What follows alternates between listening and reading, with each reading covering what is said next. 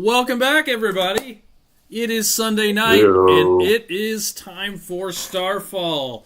But before we get started, I wanted to do a quick celebration for over 200 streams on Spotify this week, up to 227, I think it was, this morning when I looked. So, who's Spotify? Yeah.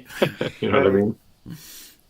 But no, thank you for listening. If you're listening, we appreciate it. Thank you for continuing to support us. So please check out or like and subscribe and follow on all the socials. That helps support us. So thank you so much for listening. Just wanted to throw that shout out. Big milestone. We do like streams. We do like You're streams. welcome. All I kinds think of like streams. 200 of those are me. God, Joel. Why you gotta sound so thirsty all the time? I'm just saying. I mean, streams do quench a thirst. They do. You said what you're gonna say. You don't have to come on to them like a drunken prom date. I mean, just This fucking guy. All right. Last time on StarFall, our heroes have made their way around Solus, continuing to navigate the bureaucracy of the kingdom. You guys have been gifted a tavern. I get the name wrong every time. Twisted Spike. Pike. Twisted Pike. Yeah, Twisted Pike. It's not just me. We need to get it a new name.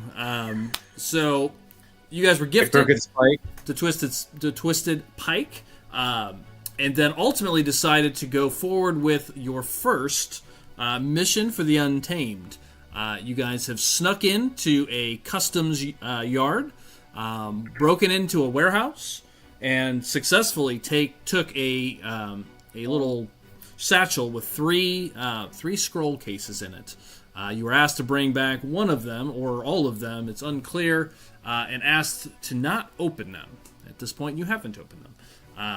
After that, you guys headed back to check out your new locale, investigated a little bit, and started discussing your next steps. There was a lot of conversation about the lights, as well as the many other alternate or possible storylines that are currently active in Solus.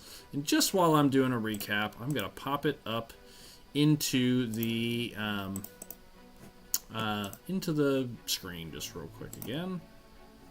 Show players, show all players. So there it is. It continues to be your point of clarification. Only Alonis was asked not to look. Sure. I think you were told not to open them, as it were. So you guys have only Alonis was told not to open them. Well, that's true. That's true. Currently, Alonis has them. There are a lot of things happening in Solus. You have the main story. You have your crystal and the Star Children. You have the Western Blight. Of course, getting back to the circus. You have the decision with the Untamed, which I think you've made. You have the problem with the lights, these strange discs that you've found. You have the request to go find Starfire ore if you're interested in some potential magic items. Becoming business owners. The murder of Jorel, the acolyte from the church. Who'd we lose? Drew got disconnected. You have the missing people in Solus, the Thief Ring in Hightown, and a number of other events coming up, specifically the Festival of the Lights in a week. The Masons Guild is unhappy with the Carpenters Guild. Spire number 6 needing repairs, and the contract being given again to the Carpenters Guild instead of the Masons Guild. A militia request from Lord Bayron to create a militia in Hightown to deal with the crime. There's a daughter missing, an underground fight ring, and the Inquisitor, which is missing, Jorik. So lots of things happening. You guys were discussing your next steps, and there was a knock at your door. No. That knock turned into a man who wanted to get something out of the basement of your tavern. Something being stored there. You were unclear what. Jason went down there to look for it, didn't find it, came back. They said it's kind of hidden down there. Jason went down there, and when Urskar, when he was down in the basement, a pair of thieves had made their way in through the back alley, and made their way into the basement and attacked. They opened a hidden wall, and one of them disappeared while the other engaged with Jason on the steps. Aaron has just charged down the steps to help. The rest of you are upstairs in the tavern. Matt put 3 of them to sleep with a cord from his dulcimer. And then there was one left outside waiting at the door. The last scene we had is you tried to command him to come inside, and he shook it off. And when he did, he looked at you surprised, and then his eyes glowed green. No, I did not command him to come inside. I asked him if he wanted to come help us clean. Yeah, that's what it was. Right. Mentally, mind. Yes. He shook it off. He looks in to the only person he sees, and you see his eyes began to glow with a green glow. And that's where we left off. Lots of things happening, so we're going to jump right back into the action. Any questions before we jump back into the combat, it appears? Is anybody else's Discord choppy?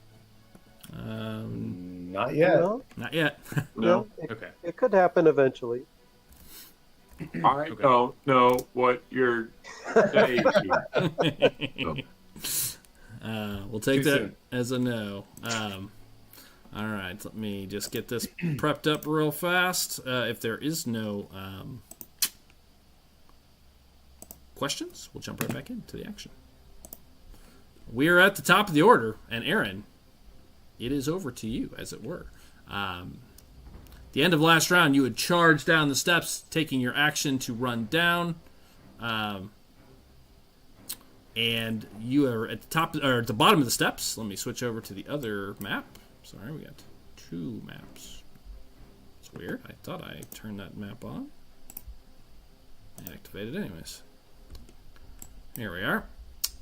And sorry, it wasn't. I totally did do that. Weird. All right. So Drew, let me put Drew on the map.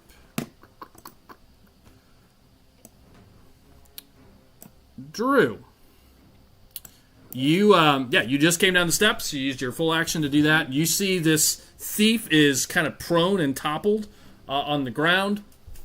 Getting back up, he's got a knife out.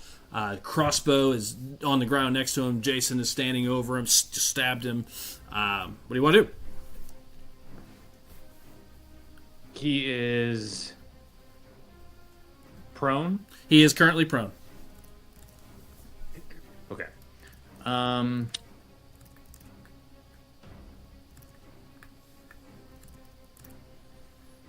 Think I'd like to inflict wounds on them. Okay. Is that a touch spell? Just got to reach down and... It is a touch. It is Okay. a touch spell. All right. It says he's prone. It's with advantage. 15. Oh, never mind. It's con save. Okay. Oh. Con save. Con save. Who is this boy? There he is. It's the guy Jason stabbed. 13. Okie doke.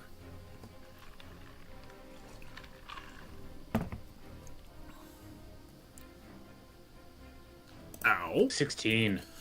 You reach down, touch him on the shoulder. He screams out in pain as the searing light pours off of your hand.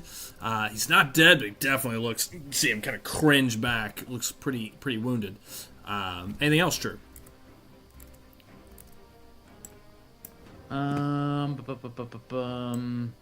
Riskar looks good. They don't look like they've been hit. He's got an arrow sticking out of him, but besides that, Yeah, he doesn't look I bad. have an arrow.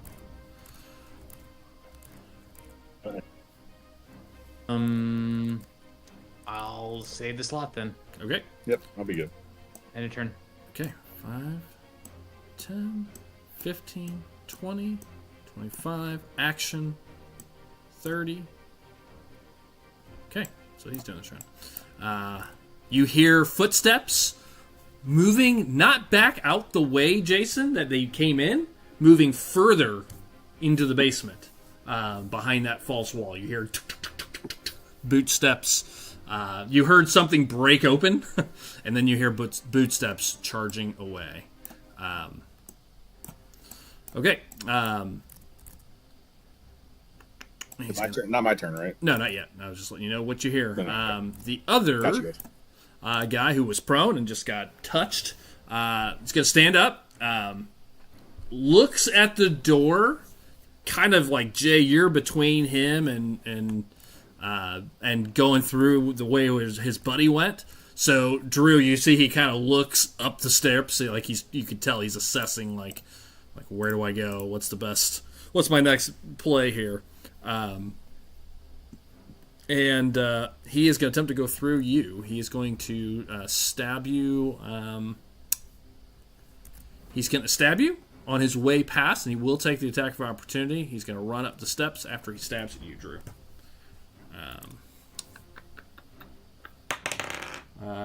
That's a 14. I think that's a miss.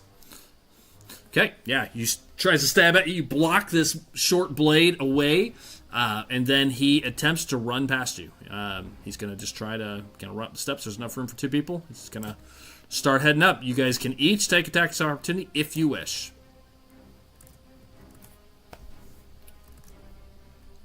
If you want to use your reaction. I would. Okay, Jay, go ahead. Take a stab. Or any action. Do I need to declare reckless again if it was still the same turn that I was reckless? Nope. Still reckless. This is still the same turn as before, yes. correct? Yep, you have not gone yet. Okay. So, reckless, please. Go ahead.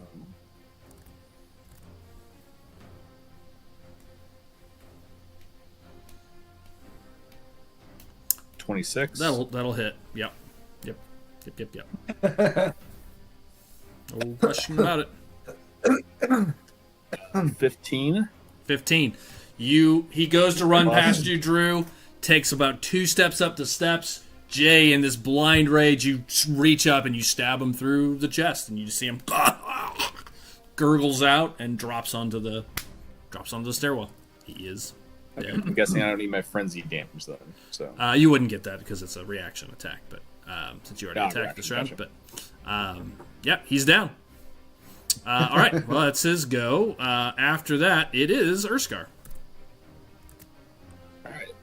After I do that, kind of stab him, and then turn towards the open door. Yep.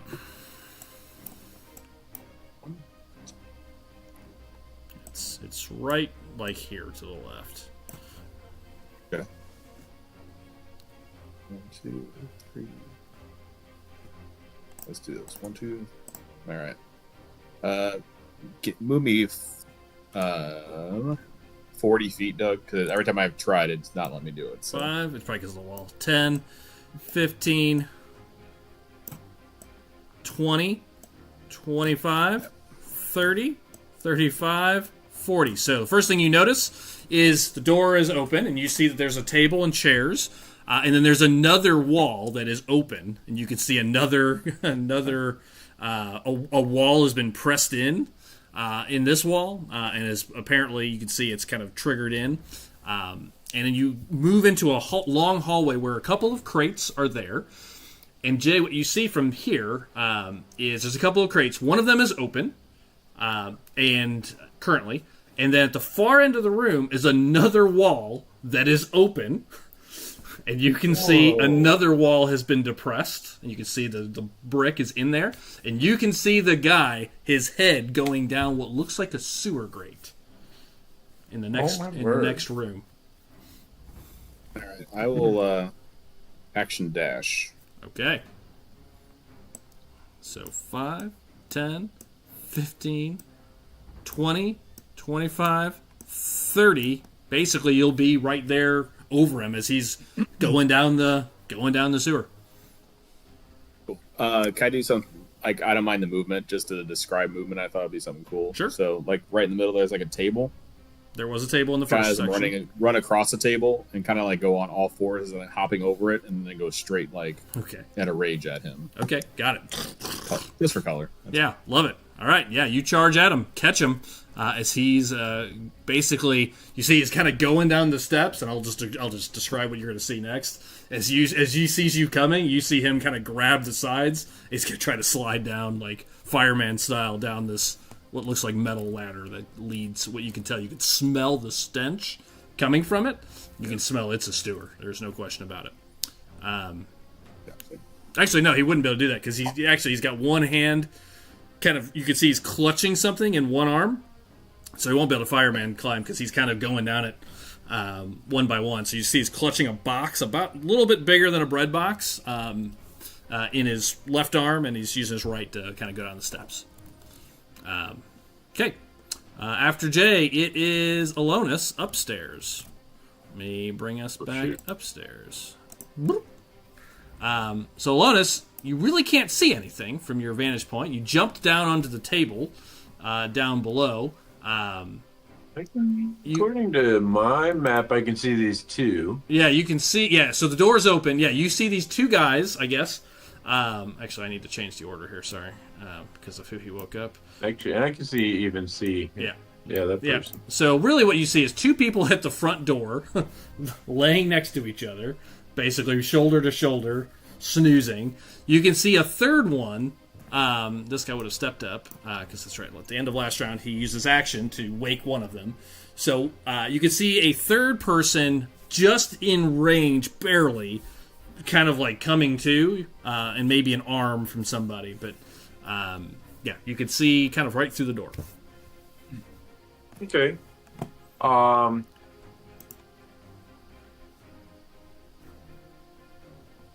going to...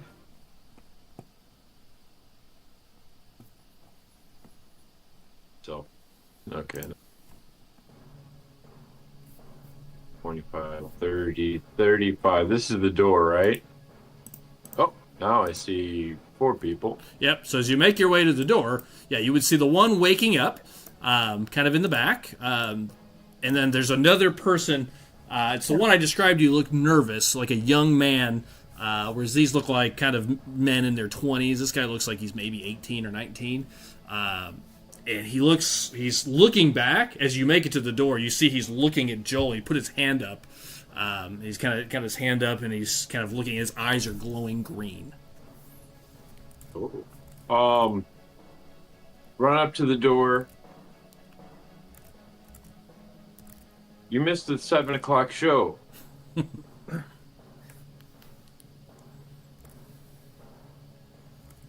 This will be the last performance you see.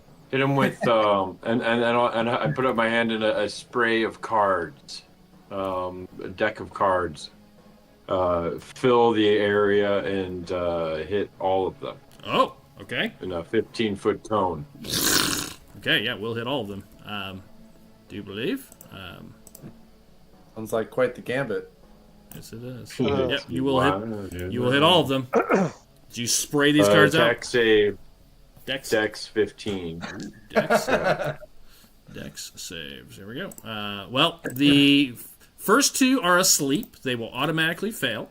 So the first 2 auto fail. The one that was technically awoken, I'm going to give it to him with disadvantage. I'm going to consider him groggy. He's just kind of coming to. So I'm going to take this one at disadvantage. That's a 6, so he's going to fail. And then the one in the back will be the last to go.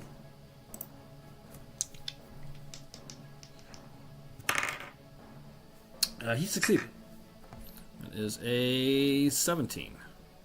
17, yes. Oh my God. Got 3 out of 4. Not bad. Missed the one I wanted. Yeah. Does it still do half damage? Oh, yeah. Let's see, actually. Yeah, half damage, chill. Okay, fire it up. Okay, here we go. That is, 23 points. Not bad. So the first guy takes 23. Next guy takes 23. Next guy takes 23.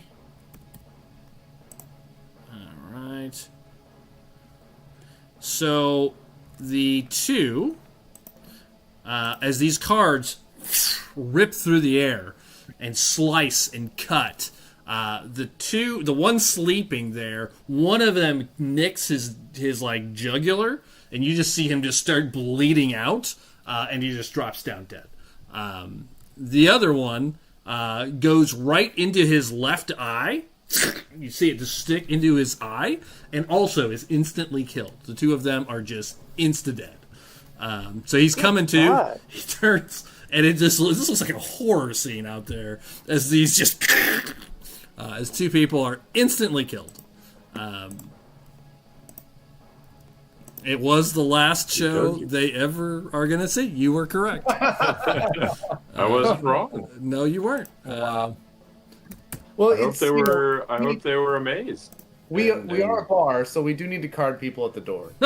Oh, That boy. was terrible. Wow. Wow. Yeah, I have no, no words wow. for that. Wow, not even I stand behind that, Joel. I can't. No.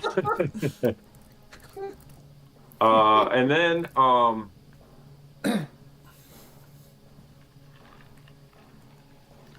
and that's actually that's all I'm gonna do. I'm gonna stand there in the door after that. Okay. No, I'm not gonna do that. I'm gonna.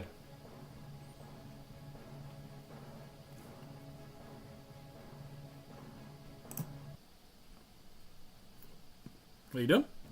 I'm gonna make my way outside. Okay. Step out. Go ahead. Make any movement you want to make. Can't walk out there. I think the doors maybe actually Gonna go closed. through wherever the door is. There you go. I opened it. Here, Thank I'll just move you. you out 5. Boop. There you go. How much more movement do you have? Let's see. I think I was at 30 there, so I had 10 more feet to go. Okay. So you step out. No. Moving out. This guy, you see him as he gets cut, moves to the side, but he kind of backing up. What are you? We'll have a little dialogue on his turn here in a second. But first, Karak, over to you. Nice. All right. Your spell So I am going has to- ended because they all took damage. So unfortunately, your sleep spell breaks. False. And you can see this guy, the guy that was speaking is getting up now. He's the one in the front. And you see he's pulling out a sword like groggily. Like, what the hell happened? Is this guy? All right. So if I'm seeing this right, so there's a window next to where I was standing. Yep. Here, Mhm. correct? Yep. And then this is the door, That's the which door. is currently open. Yep. Okay. From this diagonal, can I grapple this man? Yeah, he's kind of like he's basically prone still, so he's sitting against the wall. So yeah, you can just reach down and grab him. He's technically prone, so it'd be with advantage automatically. Fuck yeah. You know what? I will also rage. Okay. And all right, so I will. Yep, I'm gonna do a fun grapple here. Booyah. Just gonna grab him and yank him up. 19. 19 hits for sure. Go ahead and give me your. I think I've been doing this wrong again. That's funny after all the grappling rules. So you don't actually have to roll to hit if we're using the old rules for grapple. It's just a contested. It's your attack roll. It's just a contested attack. Yeah, it just takes an attack. Yeah. So roll a d20. Well, you already did. Add your athletics and roll it with advantage if you Yes. didn't. Oh, you already did. Yes, Oh, I did. So that was your 19. I'm sorry. I was being dope. Okay. Let me check his save. He is going to take... he's going to use athletics and try to break free. 18. Just almost slithers out, and you just reach and grab him, and what are you doing with him? He is grappled. I'm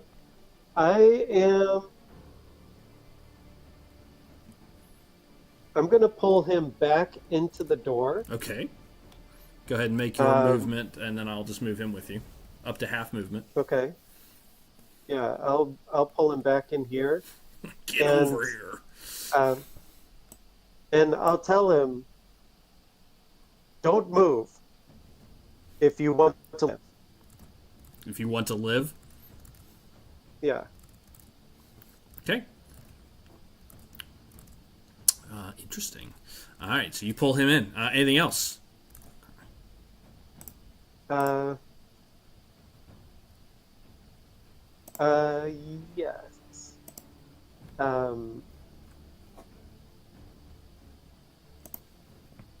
I'll say, Alonis, I appreciate your bravery, but don't tarry out there. And I'll send Alonis a bardic inspiration. Okay.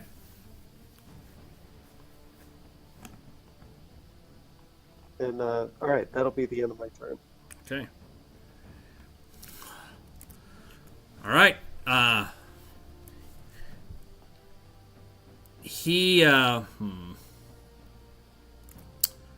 The man who's had his hand pointed up, it's kind of all happening at the same time. As you pull him in and say, don't move, you see he was looking at Kevin. He's looking at the door, and you see his hand starts to glow with kind of an orange light for a second. But then as you pull his buddy in front, you see him kind of pull it, yank back. Damn it. What are you? Who are you? He says, looking at you, Kevin. I'm Alonis, the illusionist. What are you doing here? You shouldn't Who have was downstairs? You shouldn't have gotten in the way.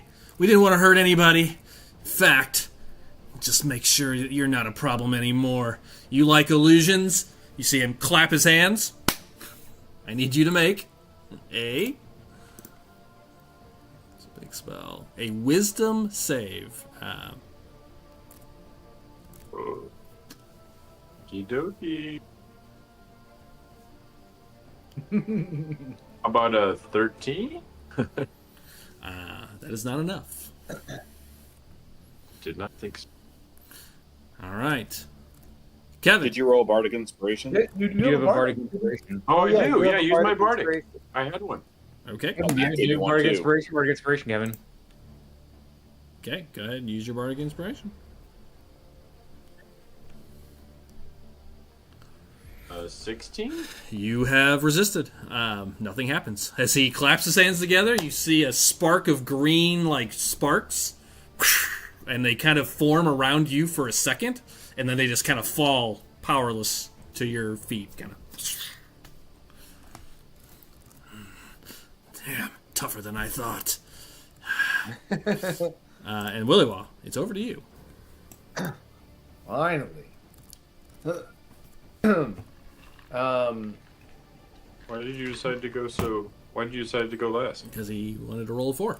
It's strategic. I'm going to grab my bow from under the bar. Yep. And yeah, I'm gonna shoot the guy that just tried to blast Kevin. Okay. You didn't try to blast him.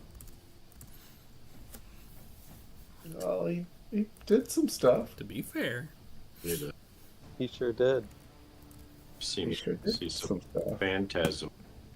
I'm gonna use a luck point on the first shot. Okay. Give myself advantage. Go ahead.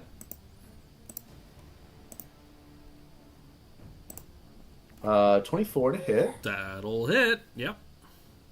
Big enough. and then the second shot is gonna be a 27 to hit. Okay. 2 hits.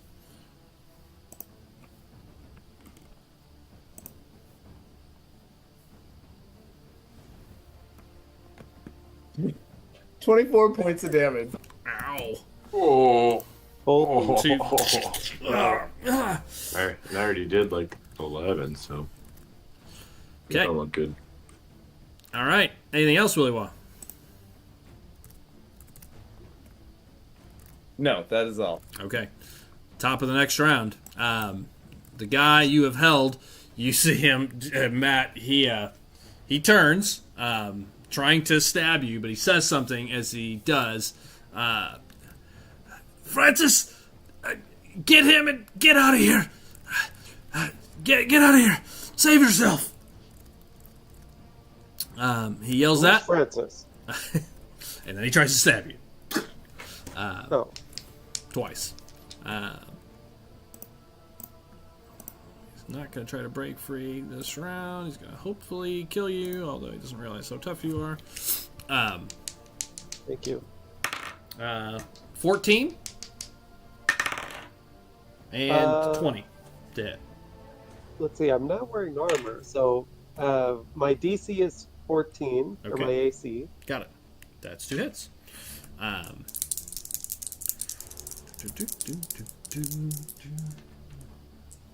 Matt, take. Who is it?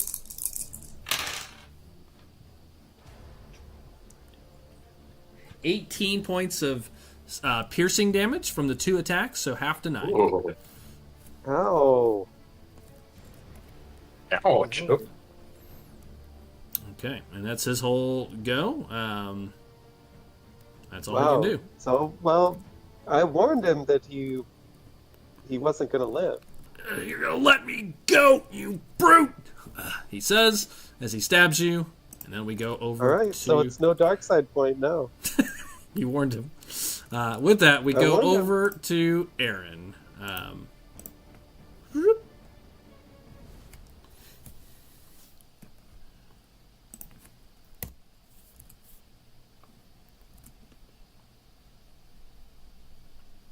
Aaron?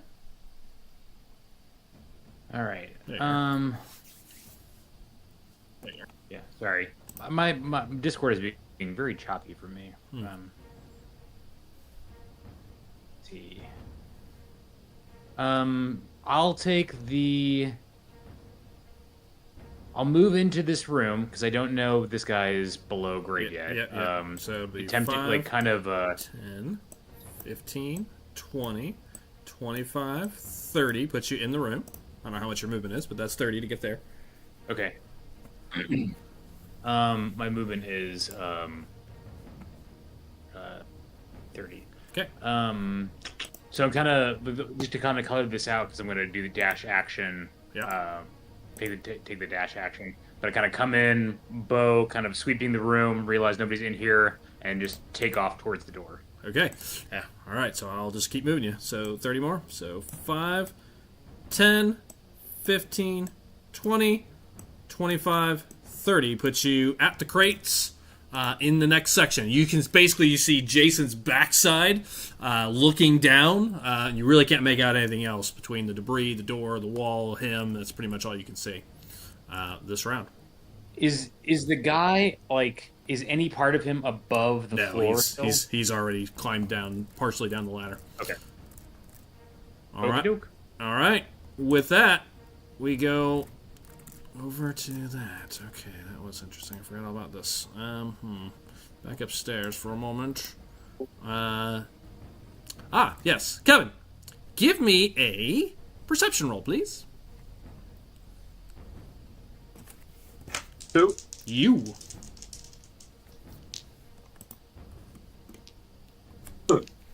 See, my passive is 15. And then I got a 7.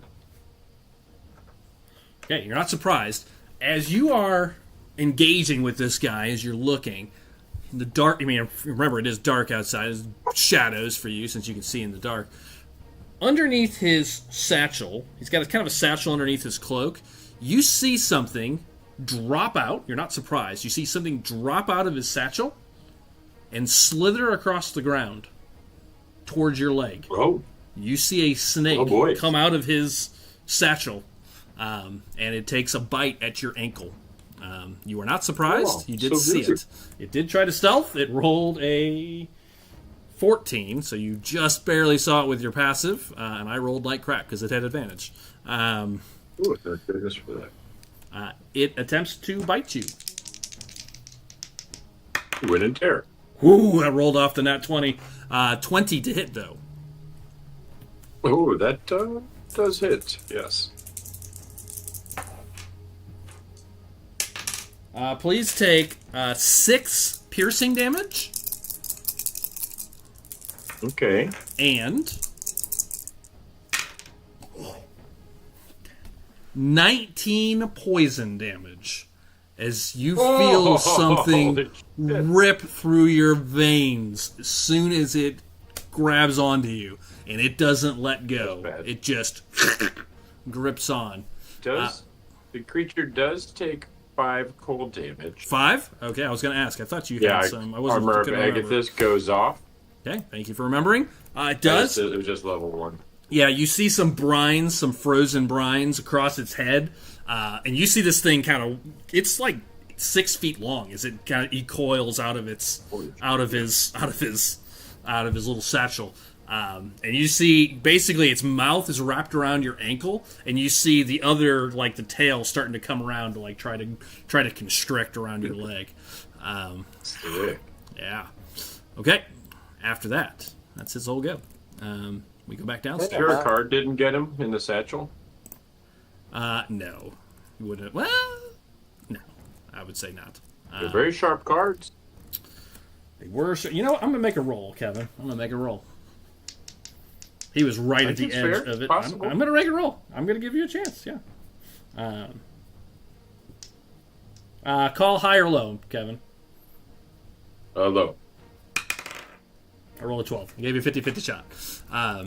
No. All right. I said high. No, you didn't. I could have. You could. Yes, Kevin. You could have.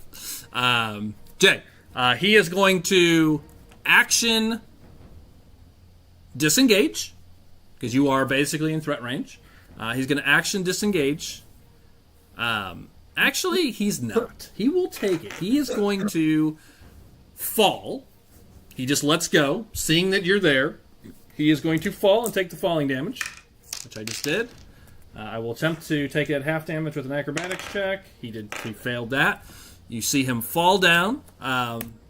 You may attack of opportunity if you wish. Jay. Yes, please. Go ahead.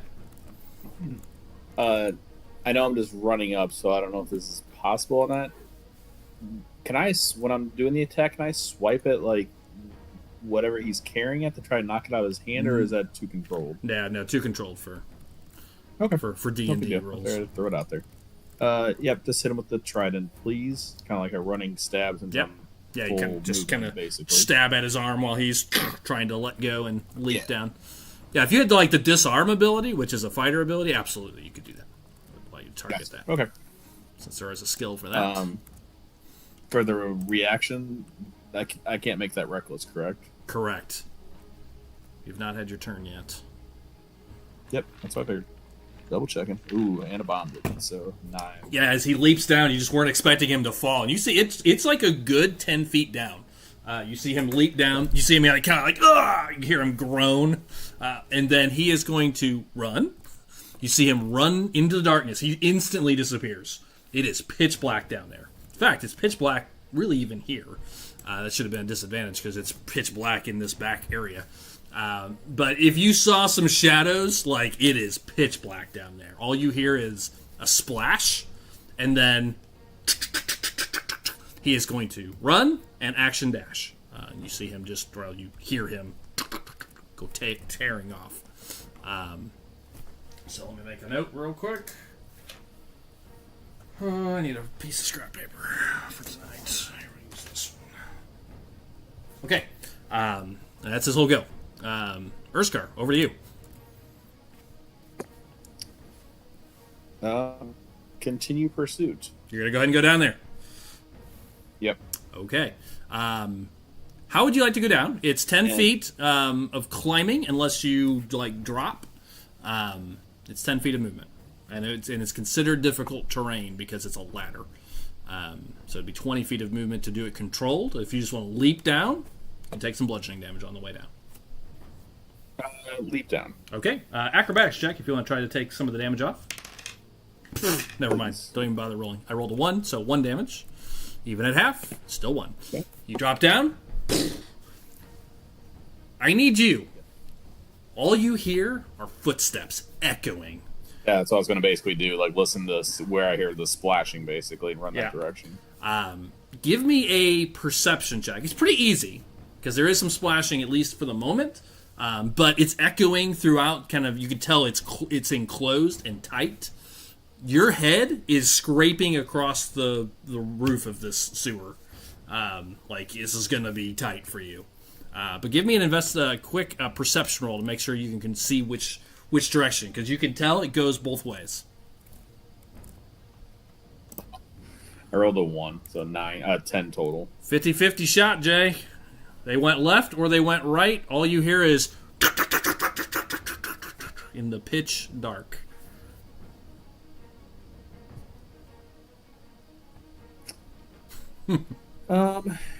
This is that way. I'll go left. Left. Okay. You turn, and how much movement do you want to put into this? Still full speed, so whatever I got left. So I guess jump down was 10. So well, now jump down is free since you chose to jump. That was free. So free. Jay, so 40. You start moving. Your first 40. Like describing this as I'm doing something, it's pitch dark. It's pitch dark. Because I don't know what's ahead of me. Just like to try to further out as I can. So like if I hit something, I don't smack into it. Basically. Hopefully, there's no electrical lines down here as you go charging in. All right, the first 40. I need you to make, since you're running, just a dex check. Do you trip on something? Do you fall? This is just a straight, can you keep your footing in full tilt in the dark? And this is not an easy roll. Dex too. Yeah, regular dex. Dex or dex save? Dex, just like dex check. So roll the dex attribute. Gotcha up there. Okay. Gotcha. You hold it. 17? You are trucking. And Jason, you feel like the sound, as you make 40 movement, it's getting closer. You did pick the right direction. You feel like you hear him going.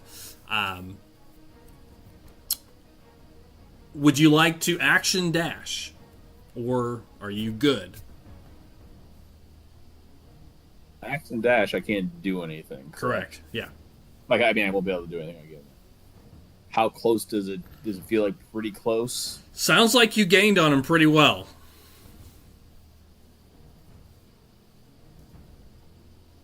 I'll action dash. Action dash. Another dex check. And if you succeed, you will catch him this round.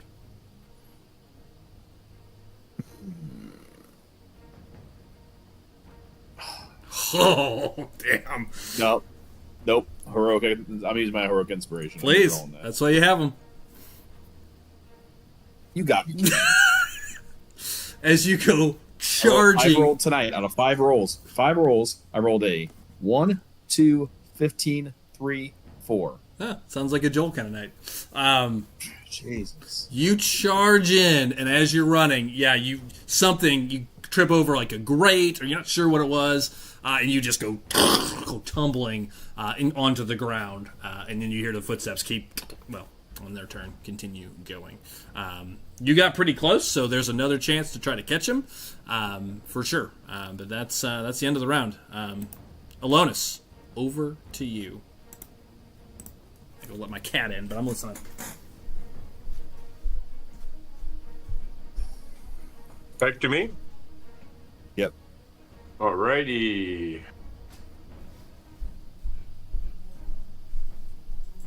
Okay.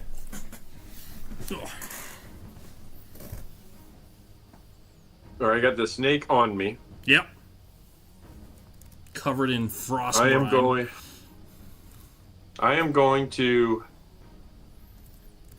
Misty Step. Okay. Oh wait, he still will be on me, won't he? No.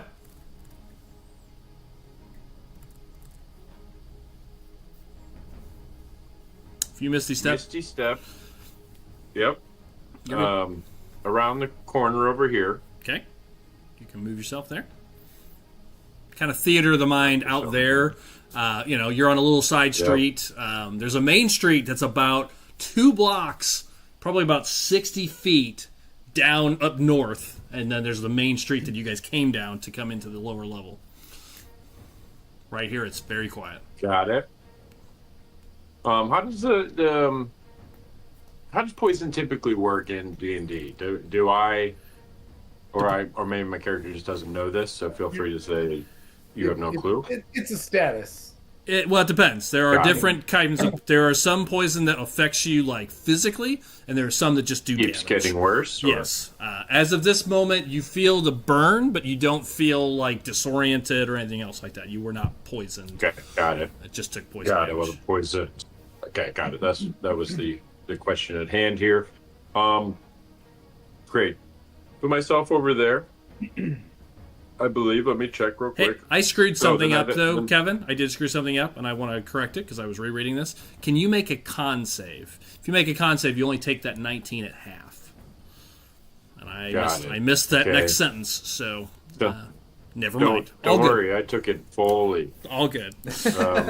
Glad things are all right. Don't in the world now. you worry. All right, so you misty step away, Okay. appearing over to the right or to the left, his left. Yes. And Put the snake I'm on gonna board. do. Actually, I'm just gonna once again just do one more spray of cards around that corner to at the snake and the green-eyed guy. Okay. Yeah, I'm gonna put the snake where you were. Boop. There he is. Okay. 2 dex saves. Yeah. Yes, 2 dex saves. Snake fails. He fails. All right. This was a level 2 this time. Okay. It'll be a little less, but and that is 6 points of damage. Well, that was just enough that you see one of the cards slices the head of the snake off. Hell you see yeah! It dies. Got him. 6 on the little young man. Another cut.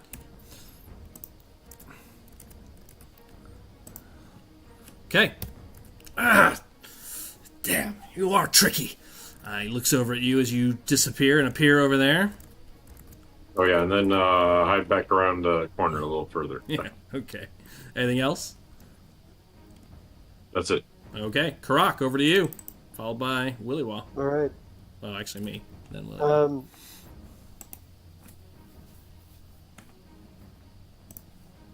Let's see. So, I think I will. Is this guy already like a little bit bloody? He is a little bit bloodied. Yeah, he's looks pretty fighting fit still, but yeah, he does look hurt. All right. I think I will use my gauntlet, Okay. and I'm gonna try to topple him. Okay. Here comes the wrestling moves. And I will reckless attack on this one. Please do. Got a 17. Hit. You drop him.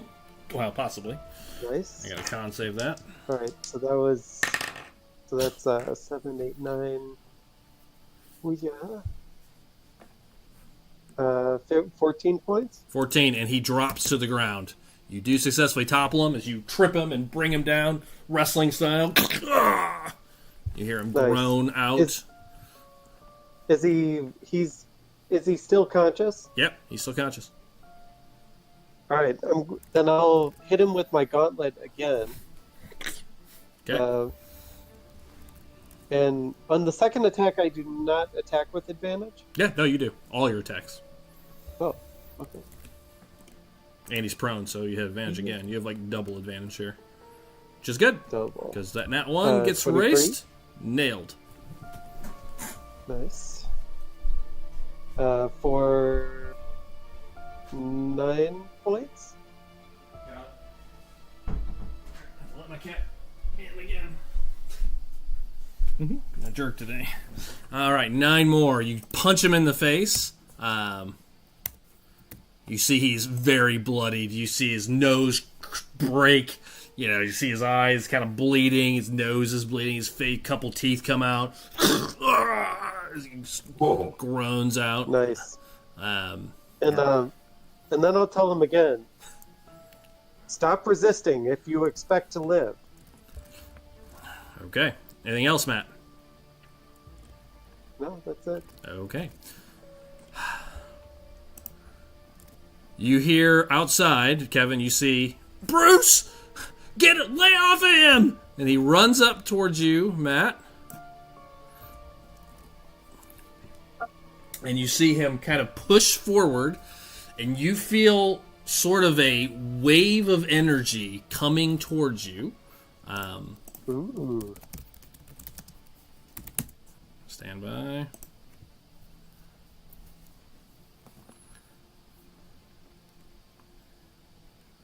Gotta check one thing.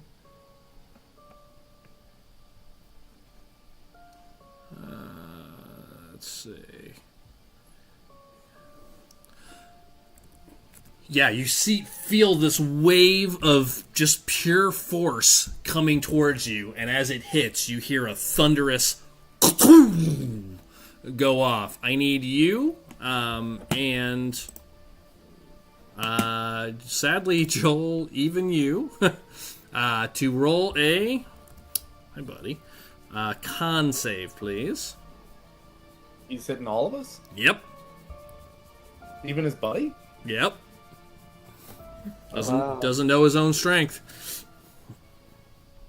Like Matt, a good old friendly thunder wave. Nice. I got a 20. Matt, you're taking half damage. Got a 21. You're both take half damage. Neither of you move. His buddy fails, of course. All right, here it comes. That's how it always used to be when I did Thunderwave too. Yeah, I'm aware. It wouldn't be Thunderwave without some friendly fire. I agree. Exactly. 16, half to 8. This wave of thunder comes through. His buddy can't move because he's grappled. But you see, basically, as you're holding his head and punching him, and just you see this wave of thunder hit, and you see his neck snap as it goes to the left. You know, from kind of going with the grain of the wave. You each get hit for 8 at half of thunder damage, and the entire left bar is just destroyed. Like that whole left side just. Explodes out as bottles and glasses and just debris just goes flying across the room for about 10 feet. Not cool. Nice. All right, we're gonna remodel anyway. Do some reno. You know, he almost cast at the beginning that first spell was going to be Burning Hands right into the middle of the bar. And that was sort of intentional. But when Matt put his guy in front of him, he knew he couldn't avoid him that way because he'd been direct fire. But, he was thinking maybe because he's prone, he won't get hit by this. But it takes up the floorboards. Like, it's just smashes through. Joel, over to you. He is going to make some movement. Actually, sorry, Joel. Let me correct that. So he took 10. He moved up 10. Pushes, sees his buddy, his neck crack. You see him. He looks down at his hands. He looked nervous before. And you see he's like, you can almost see him looking at his hands like, oh my god, did I do that? Like, and he looks up at you, and you see his eyes glow again, and he's gonna actually. I've changed my mind. I think he's gonna be in shock. I think he's gonna stay there. He vomits. Willy Wah. He will stay there. Oh, nice. Put him out of his shock. Okay, please do. Oh my god. Shoot him in the chest twice. Oh. Boom, boom. Yeah, we'll save that. Okay, here we go. 2 shots. 26 and 24 to hit. Yeah, that should do it. Okay. I'm just checking. For a total of 27 points of damage. Oh my god. You see him pull, kind of leans over, bloodied heavily. Still not dead. He stands, just stumbles back. Got huge. This guy starts breathing heavily. This guy's dead. All right, anything else, Joel? No, I'll just take slight cover behind the busted bar. Okay. Then I go over to Drew. Okay. What I want to do Jason's gone, is I want to get to the hole and move them. Yeah. Is there 30 feet? I don't know how. I can't. Hold on a second. So I didn't have a chance to eyeball this when I was earlier. Okay. I want to get to the hole. Okay, so and 5, jump down. 10, 15, 20, 25 on the dot. You leap down. Yep. Okay, acrobatics check if you want to take half damage, possibly. Yes, I do.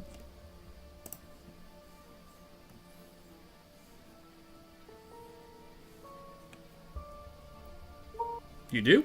2 points of bludgeoning damage as you drop down. Yep. Okay. Okay, so you drop down. And as soon as I get down, I'm gonna look. Yep, you look to your left. You see Jason on the ground because you have perfect night vision for what, 300 feet? Okay, so you can see Jason is about 70 feet away, which is where he's at. And you see a guy right in front of him. Jason is on the ground. He is currently turned. And you can see 3 passageways, one that continues north, one that goes left or right. And you see he's running towards that junction currently. But that's where he's at currently, 70 feet away from you. Okay. Bonus action, Hunter's Mark. Okay, what does that do? Extra damage. I'm glad you asked. Does it do anything else? Extra damage, but it also gives me advantage on perception checks to find him. Very cool. Okay, got it. So, bonus action, done. Cool. So that bonus action, cast that. Yeah. And then I am going to take a shot at him and take some about 10 feet off of his movement. Okay, nice. This guy's really trying to get away. You guys just wouldn't let him leave. I know. That's why I cast Hunter's Mark. Okay, fired up. Could have just asked for it. We were gonna give it to him, but he had to go ahead and be an asshole. And they literally did ask for it. We were gonna give it to him. Jason said he'd go look for it, and then they didn't give him any advice. Like, it's behind a couple of secret doors. You gotta hit the switch. That's true. They could have told him. That's what happens. We were gonna go get it for him. But now... I doubt that. Now they're dead. Now they're dead. Yep. Take your shot. That's a hit. 23 to hit. Yep. So 6. Ugh, bottomed out. Plus, he takes 4 necrotic damage on top of that. Okay, got it. Because I have Hungering Blade from last week. Okay. And then the Force. Top of that. So 8 plus 6 is what? 13, 14? 14. Okay. So 14 points damage, and he is minus 10. Got it. You zap him. Okay. Anything else, Drew? Oh, and the smite. I forgot the smite. Oh, the radiant damage? All right, there's more to it. It was an extra 1d6 radiant. Okay, go ahead and roll that. Sorry, ignore that 11. Done. Please. 3 more. Got it. An extra 3 radiant. And Jay, what you see is this. It was awesome. You're in pitch black, and all you see and that is my this turn. Radiant light, energy kind of blast off of this guy. You see this flash, like a camera flash, go off. Well, that's creepy. That's pretty cool looking. All right. Jason's prone. He's gonna run. Jay, even though you're prone, you can technically make an attack of opportunity. It'll be at disadvantage, lots of disadvantage because it's in the dark. But yeah, you are within range technically because you caught up to him. He is going to take 10 steps forward and then turn left. Drew, you know that. Jason, you don't see anything. Just kind of swipe wildly as he tries to get away. If you wish. Yeah, I'll swipe. Okay, go ahead with disadvantage. Disadvantage 1.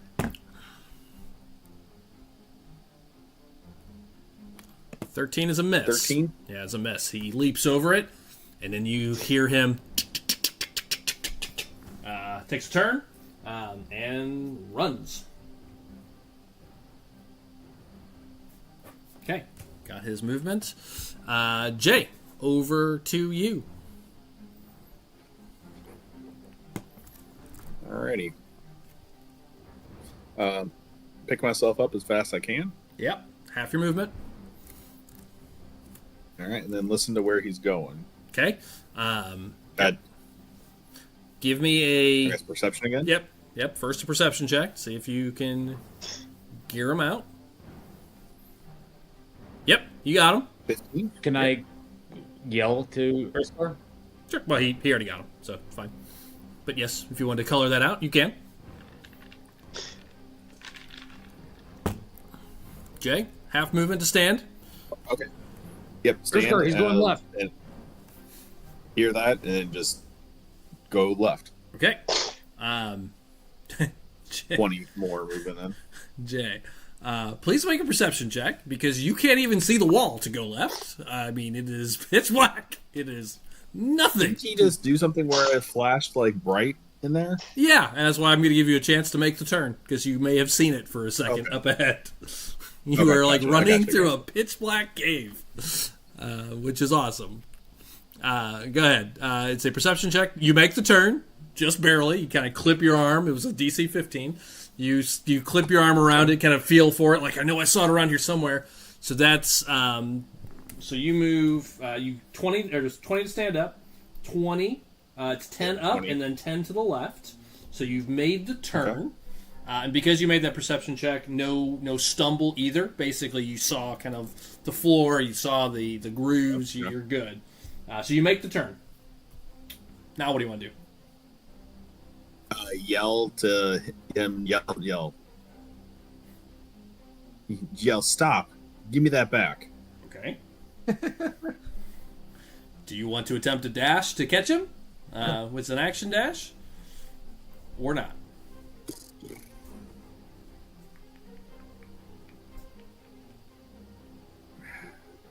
We're all like trash tonight. Jay, he's minus 10 movement, so you could easily catch him. I was gonna wait because I just don't want to fall again because I've been rolling like absolute garbage today.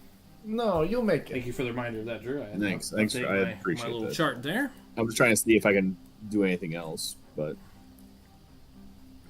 hold action. If he decides to attack, basically, Okay. he can't do that. So you wait there. Hold action unless he decides to attack. Okay. Based on the fact that you hear him running away, you feel confident he is not. Okay.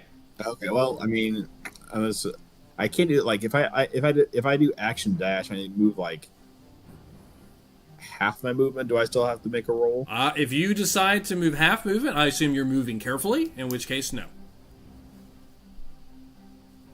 Or how much can I move without making a roll for mechanic reasons? Though? Half. Yep. Just like a stealth, Half? Basically. Yep. I will do that just to move a little bit closer then. Okay, so you start moving carefully, using your hand against the wall, trying to see him. Like, is he up closer? Where is he? So that makes another. So that's 20. So it's 40. Okay, got it. All right. Alonis, over to you. I'm gonna switch maps. Up to All right, did Joel take this guy out? That guy's dead. But But The kid? The kid is still there. You can see that. You can't see that. But or he's in the doorway. yeah. Right. Yeah. Oh, hold on. You just heard a very thunderous boom Yeah. come from the doorway. Yeah, you hear him. Yeah, I just wanted to. And See, he I know looks you hit him suspiciously twice. Yeah. Go around the corner. Okay. Say.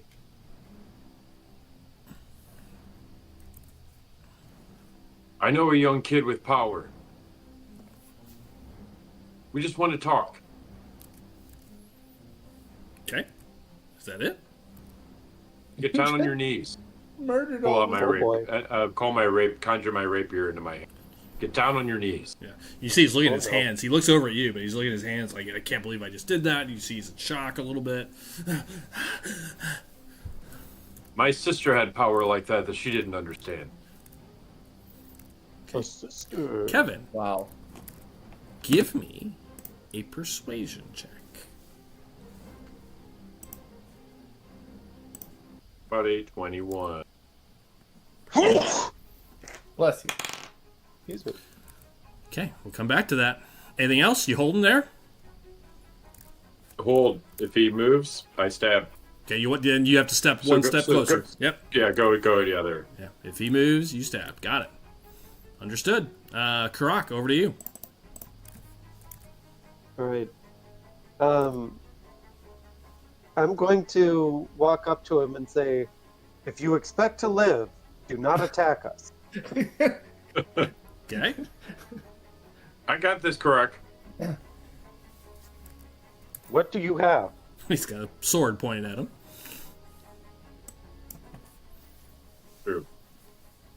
Then just gesture at the sword.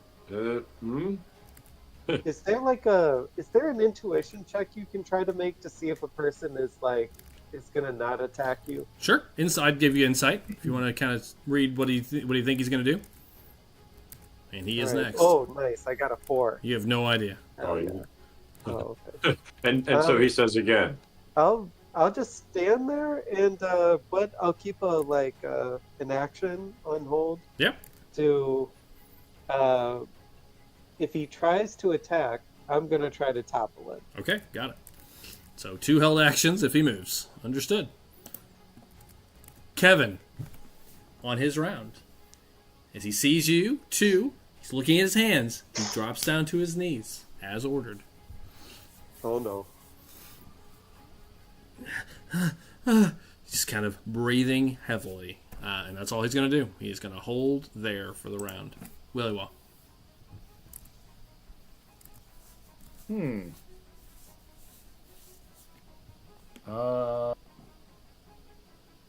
So everybody else is dead. Looks that way. Just a bunch of dead bodies. Yep.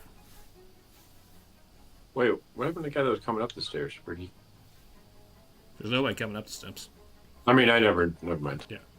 Yeah. I don't know The nothing about that basement either. in the sewers is This guy- a whole different battle going on. This guy's just put Yep. his arms up to surrender. Yeah, well, he didn't put his arms up. He's looking at his hands still, but he's on his knees. Oh, he's checking out his hands. Okay, I see. Very nice hands. Yeah, he loves He's reading his hands. palms. He's obsessed with his hands.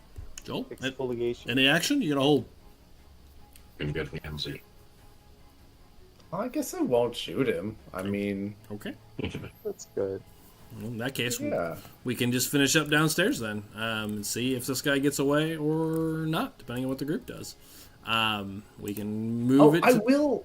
Go ahead. I will. I'll put up a. I'll put up a silent image behind him.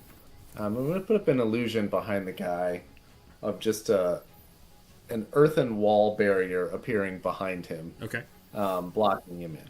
Got it. Okay. Very good. Well, then we head back downstairs at the top of the round over to Drew.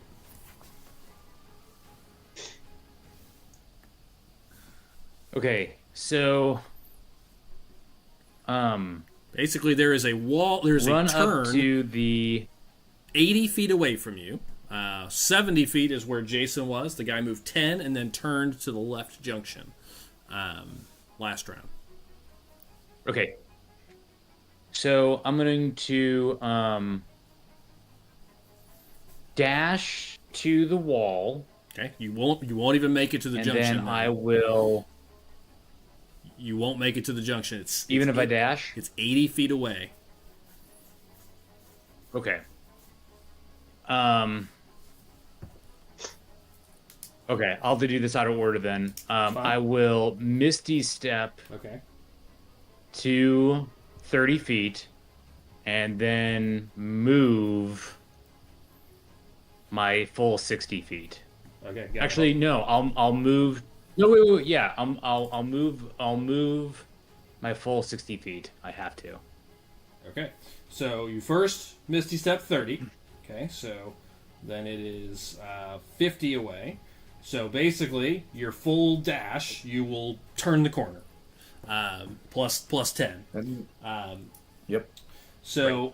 Plus 10. So basically, as you turn the corner, Jason is about 40 feet away from you, and he is 20 more feet in front of that. So it is you. 60 more. Yep. Jason is at 40, and then he is at 60. I'm doing this on a piece of paper at this point. He's at 60. Okay, that's what you see. So you turn the corner, you just spot him, and he's running, and you can see this. This is a labyrinth. You can see he's already passed 2 junctions. You can't make out anything about him, but you can see another junction to the left, to the right, Jay, that you missed entirely in the darkness. But he's heading towards what looks like another pair of junctions up ahead. Because this junction this way ends. You can see up ahead there's an ending, and he is turning, or it looks like he's heading up that way. But that's all you can do, unfortunately. So we're going to keep this short and sweet for the moment. I'm going to stay down here. Jay. I will yell out to Urskar, like, Urskar, run! You can get him. Okay. Tackle him. And you can, as long as you don't trip. Nice. You have 2 choices, Jay. So I will. Well, I'll leave it to you. I'm not gonna RP for you. Yeah. So hearing that, like, kind of get like a boost of confidence, and then just like tear off. Okay. He's 40. Like a little extra sense of like I can do this. Yeah. So he's only 20 feet away. So as you run up, I just need 1 dex check to not trip in the darkness. Nice. All right, we got this. You're good. I got it. 21. You charge. You still have this thing sticking out like a little spear. Oh yeah. So that's like my like. If I hit something, I rather. All right. Feel that first. So okay. Is this you catch up? You feel like you sense his presence. Is this reckless?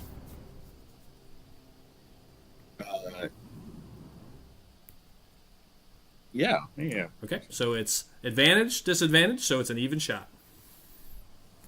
Yeah. And as I yell, like, stop, and then like swinging at him to like, basically like swinging at like, I guess I can't see, so never mind. Yep. Swinging in the middle like a midsection shot. Yep, got it. Because that's about where I would think he'd be at. Yep, fair. Go ahead, straight hit. So. Straight hit. That's a hit. 17? You connect. 1 hit. And it's reckless, so all the damage.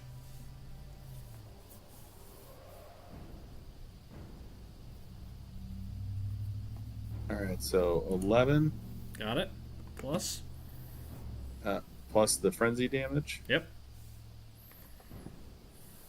18. 7 more. Got it. You stick him in the gut, you hear... he's not dead. Y'all, yes, y'all. Can I tell, like, when I do that, can I tell if he's been driven to the ground, or is he still moving forward? No, he's still... Can't tell? Yeah, I can't tell. He definitely didn't fall. You didn't hear anything fall. Yeah, swing again, then, because I don't know if he has a weapon out. I don't know anything right now. You know so nothing. Yeah, it is pitch black. Go ahead. Yep. Straight attack. That's a hit. 22. Just this. Yeah. A 12. Drew, basically what you see is very graphic. He stabs him in the chest. And you see, because he's kind of blindly attacking about the midsection. And as he gets stabbed in the gut once, he pulls back. You see the guy kind of like buckle over. And the next one just goes right through his skull. Just. And you just see him just kind of. And all you hear, Jay, is a gurgle sound. And then it just drops. Followed by a box. Almost in kind of like a bit of a horror, like. Yeah. Way to go, Urskar. You got him. Did I get him? Did I get him? I do that. Yeah, basically. As I do that, kind of pull my trident back and then kind of like put my chest out and then roar at him with my eyes glowing. Okay. And then just kind of like, I love it. It's kind of like he battle rage, obviously, and then just like, yeah. Kind of like looking around, like trying to see, like in case somebody else is coming. Like I know Aaron is behind me. Yeah. Aaron, where are you at? I can't see anything. Are we out of initiative yet? We are officially out of initiative. Okay. Kind of like swing my trident once just to be safe because I don't know where anybody's at. Drew, dodge roll. No, easy there, fella. Easy there. I'm right behind you. Coming up. Okay. Okay. Stop. I'm down. As I move, I'll move towards Urskar, kind of put my hand like gently on this caged animal's shoulder that is Urskar, and be like, "Easy there, buddy. We got him." Still, just because I'm still kind of like a heightened sense. Yeah. Hold on one second. I'll get us out of here. I just gotta search him real quick, and then I'll look here. Yeah. So. Just a note, as you were walking up, Drew, like the two junctions you passed, you see like metal grates. The reason he didn't take either of those, so Jason didn't see that, but you can see like some of these tunnels lead to like a maintenance grate. That's and he couldn't go those directions, so he had to keep going straight. But as you walk up, he's got a dagger and a crossbow. He's got a pouch with some gold in it, and he's carrying a box. Again, cool. I'll take all of that, and I will also look for like any sort of organization ID, like is he wearing like a crest or something like that? Yeah, you don't see anything out of the ordinary on him. Just pretty much street clothes. Okay. But you have a pouch, a membership card, a dagger, crossbow, and a big box.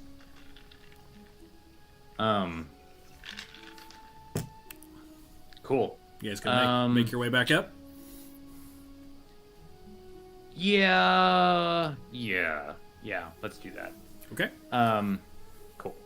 Lead the way. I can't see anything. What did he have? Sorry, buddy. I meant to give you like dark vision, but there was like just basically no time to do that. Like I would have used my full action to do it. Yep. You might have gotten I away. can handle myself. Thank you, though. That went exactly according to plan. I'll make you a fine meal upstairs. Okay. Okay. Guys, lead Urskar back. Lead Urskar back to the grate and with the box that this person took. Yeah. I'm going to go back upstairs for a minute as you guys make your way back before I bring the whole group back together. Also, Doug, just as a point of clarity, I would like to make a perception check while we're walking back. Okay. What are you looking for? Because I don't fully trust you, I am going to make a perception check that like this guy didn't like throw the box and then like just was carrying something else. Oh, this looks like as a the decoy. Box. I'm not going to tell you to make. There's no roll to make. I'm just saying. It's the box. I mean, it's a. You didn't see another box dumped along the way. Drew, yeah, well, I mean, you have only yourself to blame for Drew not trusting where the box. I know. Fair.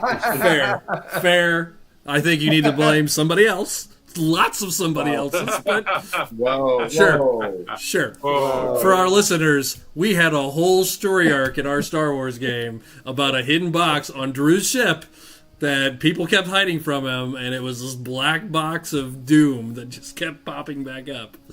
That everybody and their grandmother was looking for. Yes. And I was like, I don't want any part of this. I want it off the ship. And by people, you mean his own team. The entire group knew about it and hid it in different places. You gotta it was admit, though, hilarious. I know that box had you had it all sorts of plot laced into it. But you have to admit that was a really fun kind of. I haven't laughed that hard since that game. I mean, that was hilarious. With all the messages going back and forth between me and the other players, like, I'm going to stash it on the ship, or, nope, we sold it, nope, I steal it back. I mean, it just kept going. Good times. All right. But no, you see, there is no place he could have hidden it in that time. There was a couple of periods where you didn't see him, Drew, but, I mean, you spot up and down, left and right. Like, there was only a short distance he could have gone. There's no other side of it. Okay, cool. Okay, fair enough. No roll needed. You got the box. All right, upstairs. I'm going to start upstairs and then downstairs, and I assume the group will somewhat come back together, and you guys can RP this out however you wish. But I'm going to start upstairs. While they're on their way back, you've got this guy on his knees. What are you doing? Oh, boy. Okay.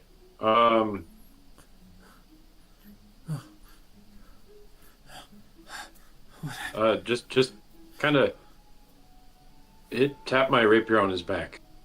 Okay. Let's go inside and talk. Okay. He'll stand up. A wise suggestion. He will stand up and make his way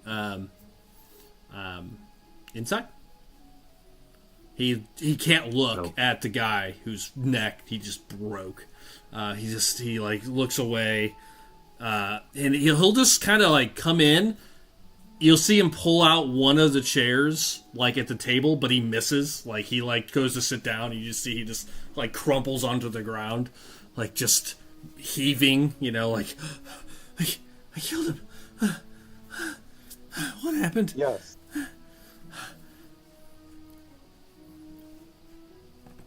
I was very surprised that you'd killed a friend.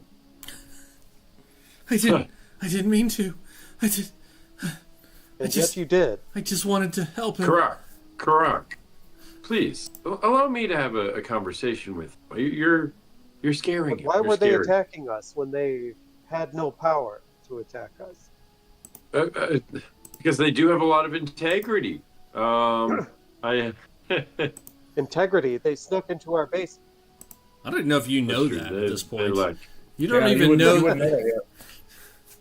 Wait, I thought we heard them. You heard a crash. I thought Jason told us. No, you heard a crash. Jason didn't shout something up? I don't think so. I don't remember him. You heard a crash in the kitchen. Because someone went running downstairs. Aaron did. Yeah, Aaron did. Yeah. Aaron did. Yeah. Okay, you might suspect that someone was in the back of the house. Yeah, I can't remember. It's been a week now. Yeah, I think so. No, I think we were aware that there were people back there, and Elonis had come down had seen Aaron run back there and heard it because he was up above. Yeah. So you pull out a seat next to him.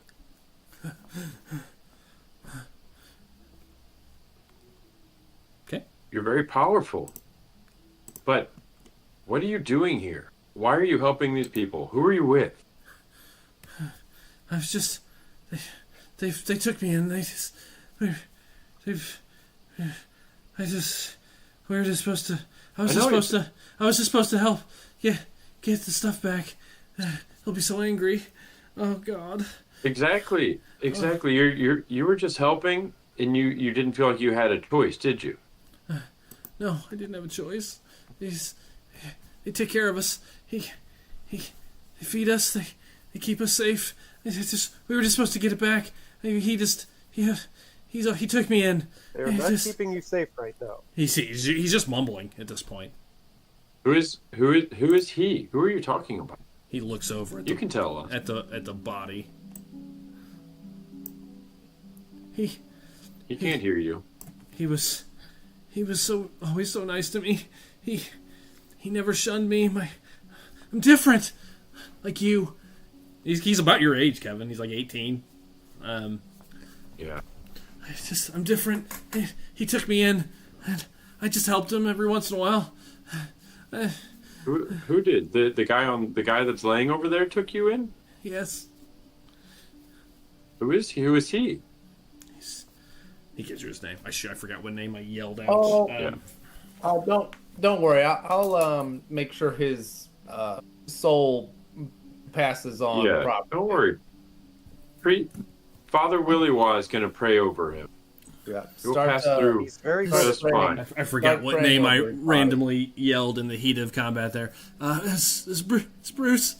He Spruce. he took me in. What? So wait. So who is Bruce with? Who is he? I don't. Who does he work with? Who? What is he? Who is he? They bring things into the city. Kind of thing. All kinds of things. Anything people need. They stored them here. Is there? Well, Oh, I see. There's places all over the city, but this is one of them. They told us to come get the crate. One of them, I just he just puts his hands in his lap, and his head in his lap. It's okay. It's not your fault. It's not your fault. And but we got to know. I mean, can we expect more of this at this place? It wasn't used often. This was one of the smaller ones with I gotta remember his name real quick. Hold on real quick. The former owner is, he would say him by name. Hold on. Solus. Cities. With Thrain gone, I don't think you'll expect many people back here, but everybody knew to stay away. He's been gone for a couple weeks, but Alstrin told us to come here and get the last crate that was still here. Who is that? Who is Althrin? Alstrin, he's dangerous. His eyes get wide when he says that. He's dangerous. He works for one of the nobles up in Hightown. He's dangerous. We can protect you. You can't protect me from them. You can't. How do you know? You can hide out in the basement with chains on. No. Kidding. Kidding, but I'm not. But not. Right. You can stay here. You'll be safe here, I promise. What else can you tell me about this collection of people that you've been going around with? On that note, hold on. Downstairs, you guys have made it back up from the sewer, and you're in that back area currently. I assume are you guys headed upstairs? Is that your plan ultimately? Yeah. Yep. Okay. I want to point out, as you move past, there are 3 crates down here in this little room. One of them is open currently, Drew, and as you walk by, you can see that there was more in there. Like, they took whatever he took and it fits almost perfectly, like in a spot. Like, you can see like a Tetris spot here where this crate would go back in. There are 2 more crates. Yeah, 3 more. Excuse me, 3 more crates in this. 3 more smaller boxes inside this crate that you can see. So they only took 1.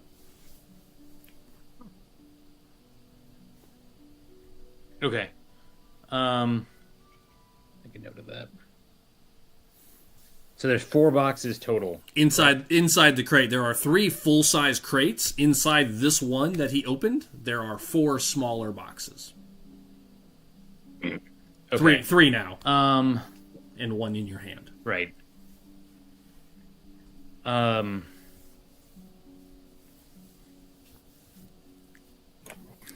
Okay. What was he looking for, Aaron? I don't know just yet. Are you closing the sewer grate? Yeah, absolutely. Yeah. You notice there is a latch on it as well. It's like a solid grate. It's not like a grate, not like gratings. It's like a metal hatch that closes. I got you. Yeah, lock that up. Okay, so you lock that. Yeah, lock that up, and Put the wall back, or like do what I can to shut the wall. You want to close each of the walls? Yeah.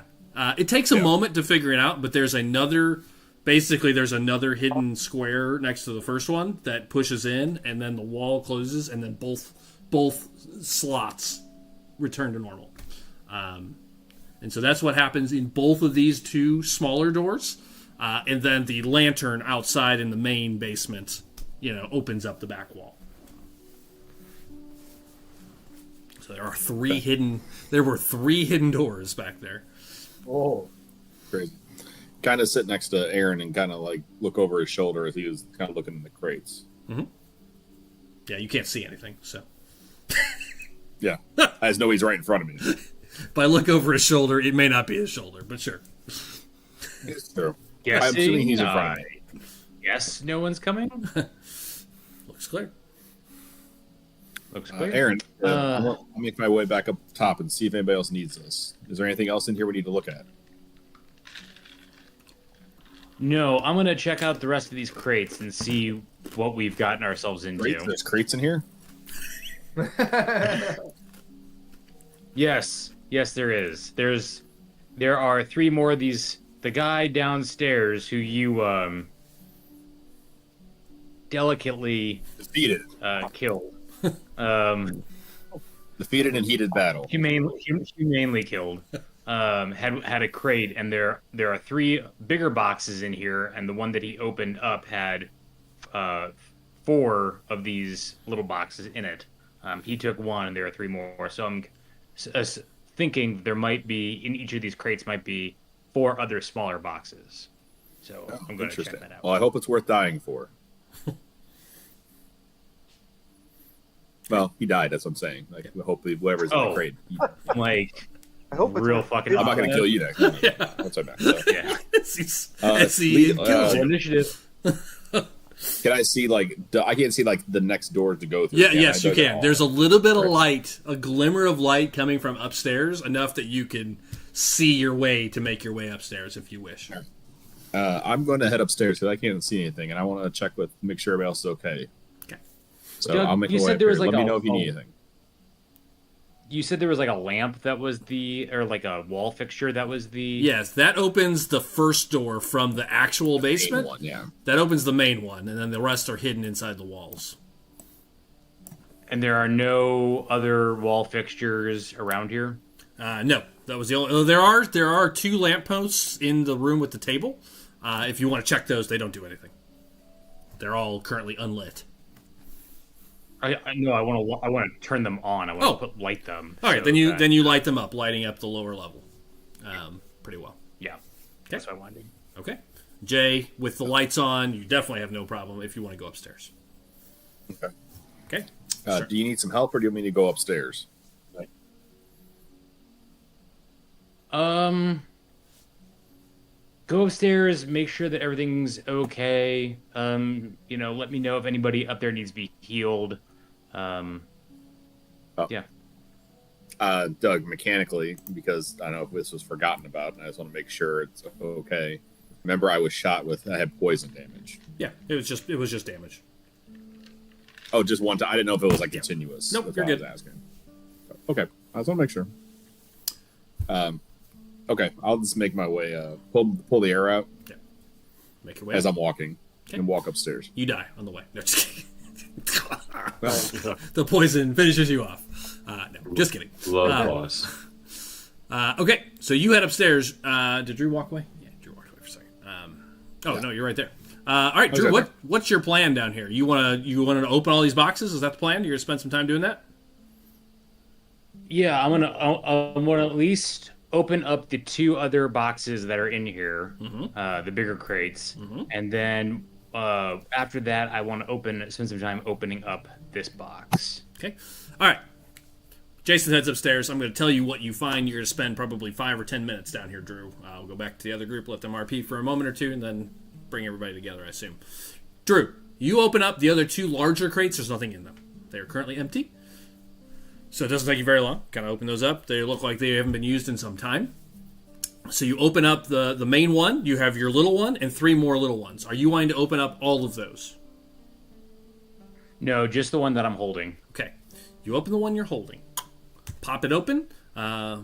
and there's no like locking mechanism or anything. It's actually like a push button. You press and it opens. And two things. Well, as it opens, you can see, and you're in dark vision, so actually you have light now. As you open it, kind of imagine you're like in the table room now. You like sit on the table and kind of open it. You see what looks like a metal material of some sort. It has sort of a bronzish, yellowish, goldish color to it. Not like gold, but more bronze than gold. But it's a little mix of both in color. And you've sensed something coming from it. Some sort of...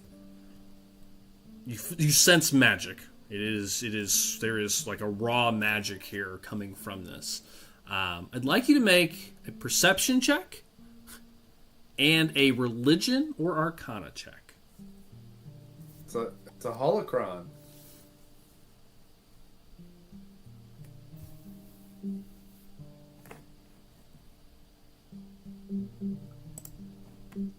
Hitting all my strong suits, Doug. Okay. Perception and religion. Good. 11. Okay.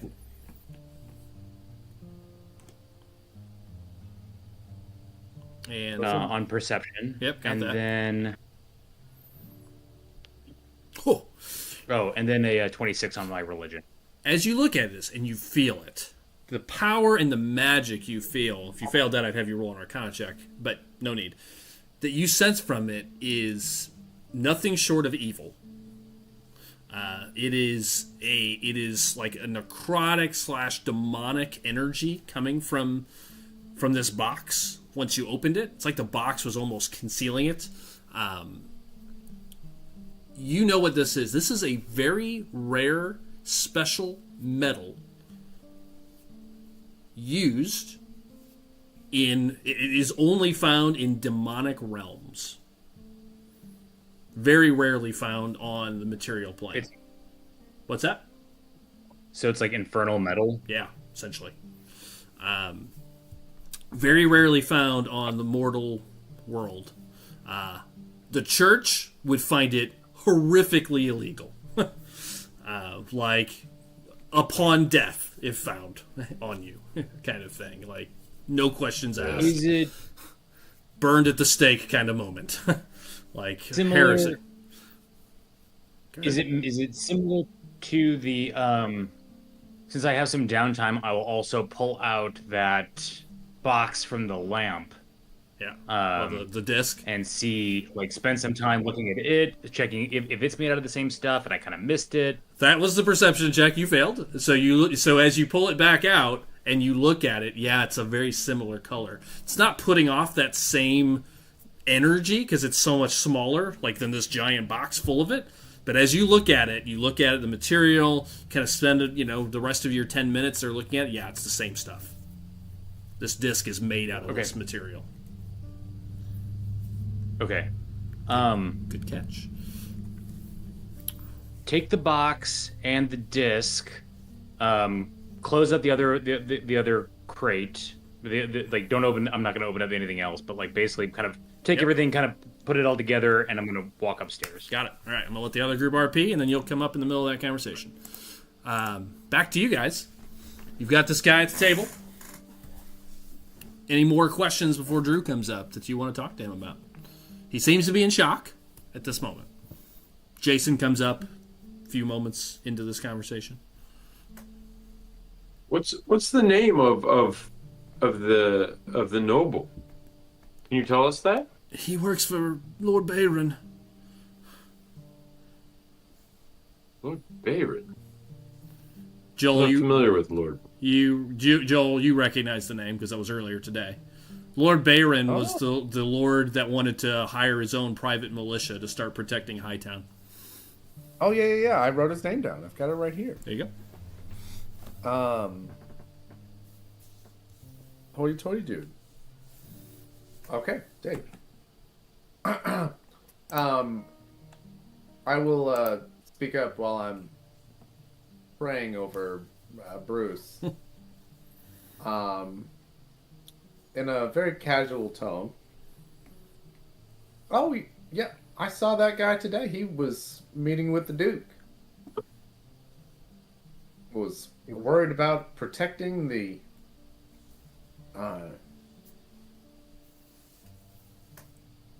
hiring militia to protect his home. Oh, wow. This guy sounds like a bad guy. Wait, what's your name, kid? I mean, friend. I mean, you're the same age as me. Davin. Davin? Davin. D-A-V-O-N. Did you say David? Davin. Oh. V-O-N? D-A-V-O-N. Davin. It's Davon. Devon. Up here in the north, it's Davin. Down in the south, it's Davon. Yes, thank you. That's true. Well, it sounds like to me that you've been held hostage. No, Bruce was... He was always so nice. I can't believe it. Bruce was, Doesn't but it sound sounds like very nice. Lord Bayron was the one directing him. And using you. I don't know.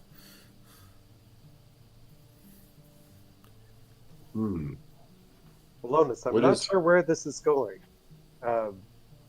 Should we ask why they were attacking us? Or rather, if he knows what they were looking for. Yes. Why were you here? What were you looking for?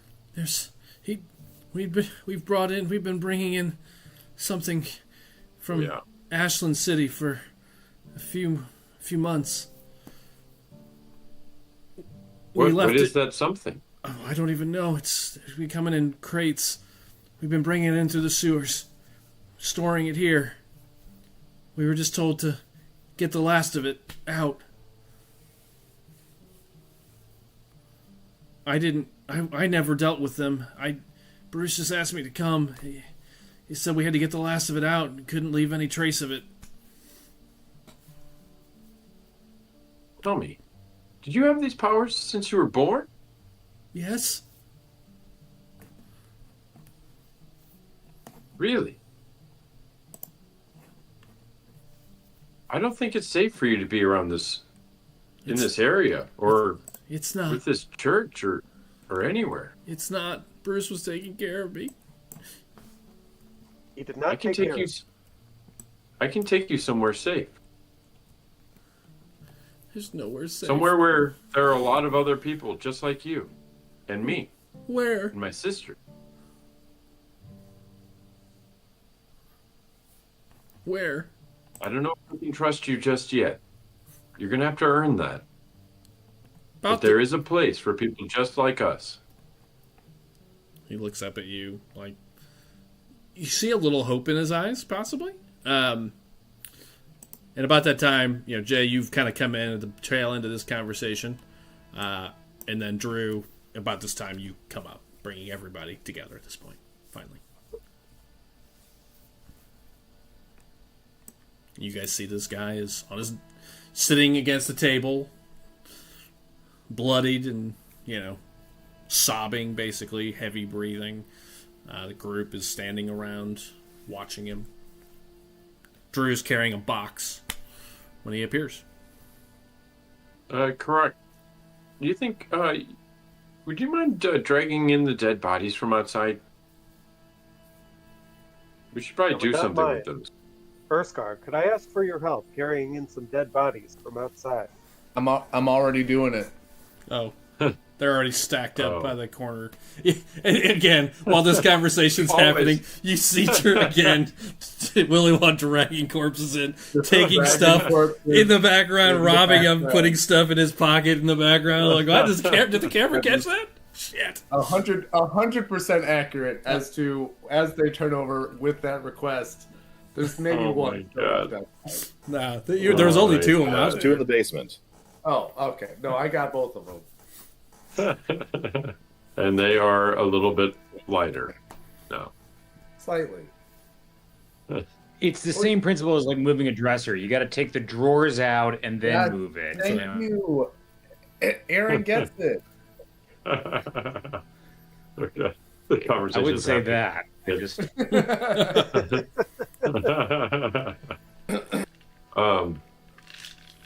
Urskar, Aaron, this is Devon. David. David. He's a powerful young David. He's a powerful friend of ours. No. He did a full 8 points of damage. That's how powerful he is. He also Put my hand out and shake his hand. well, You said shake his hand?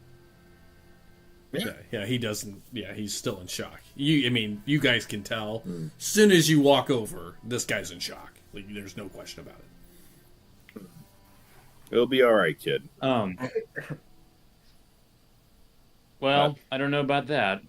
As I walk, Aaron shambles over towards the table, and like right in front of him, puts down the piece of infernal metal, and then right next to it, put the disc that I got from the lamp. Okay. For everybody to see.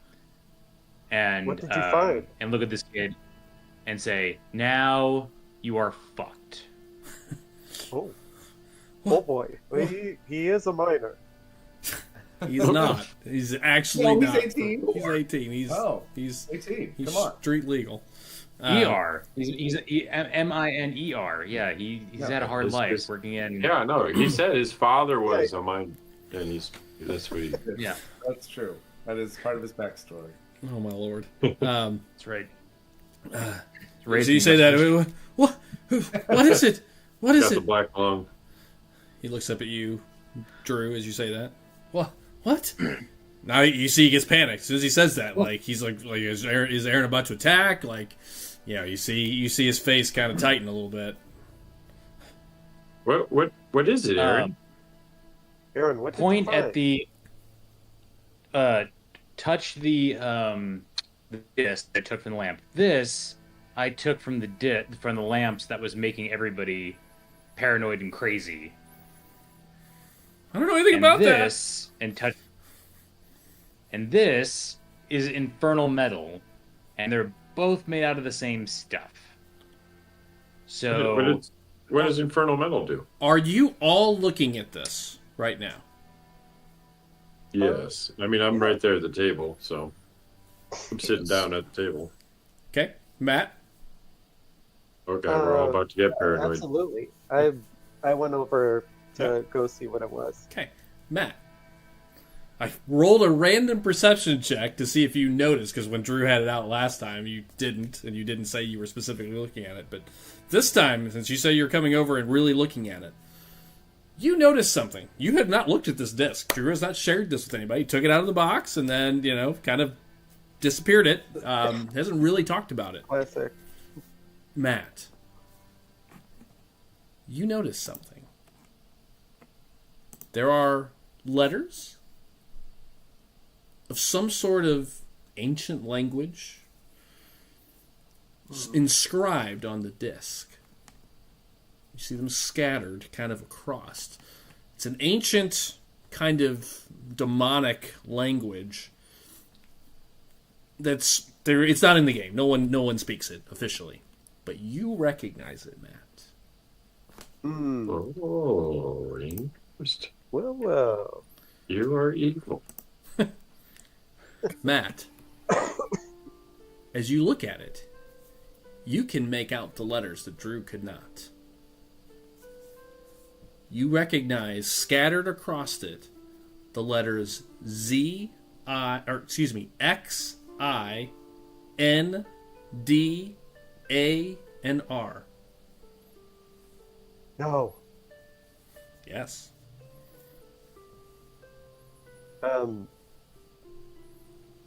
Alonis, come over here. Take a look at this. And Wait, while you're doing that, Yes. he did say, "I don't know anything about that." Yeah, just kind of. I'm already there at the table. Okay. Take a look at this. This language that's written on this disc is this is not spoken anymore, but this is a language known to my people. Oh. Matt, is Karak saying this aloud to everybody or just to a private? I'm addressing Alonis, but you can overhear if you. There's nothing subtle about Karak ever. So.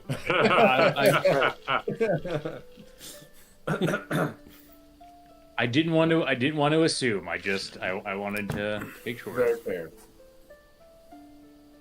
What does it mean? What does it say? I don't know exactly what this disc is, but I can read the writing on it, and it is. I wouldn't call it good news. Put my hand up to Karak immediately. Oh. Whatever it is, it's probably best you don't utter it aloud. Well, it's just a normal word. I've actually told you this word before in casual conversation. But the disc speaks of an ancient evil named Zindar. The dragon that actually... Dragon. Yes. The dragon that many years ago was the impetus for my people leaving this world, or this continent, and moving off to the island to protect our ancient the scriptural books. So yes. Wow. What this means, I do not exactly know, but given that my mother left to follow the signs that Zindar could return, I take this as a very bad omen. Ominous indeed.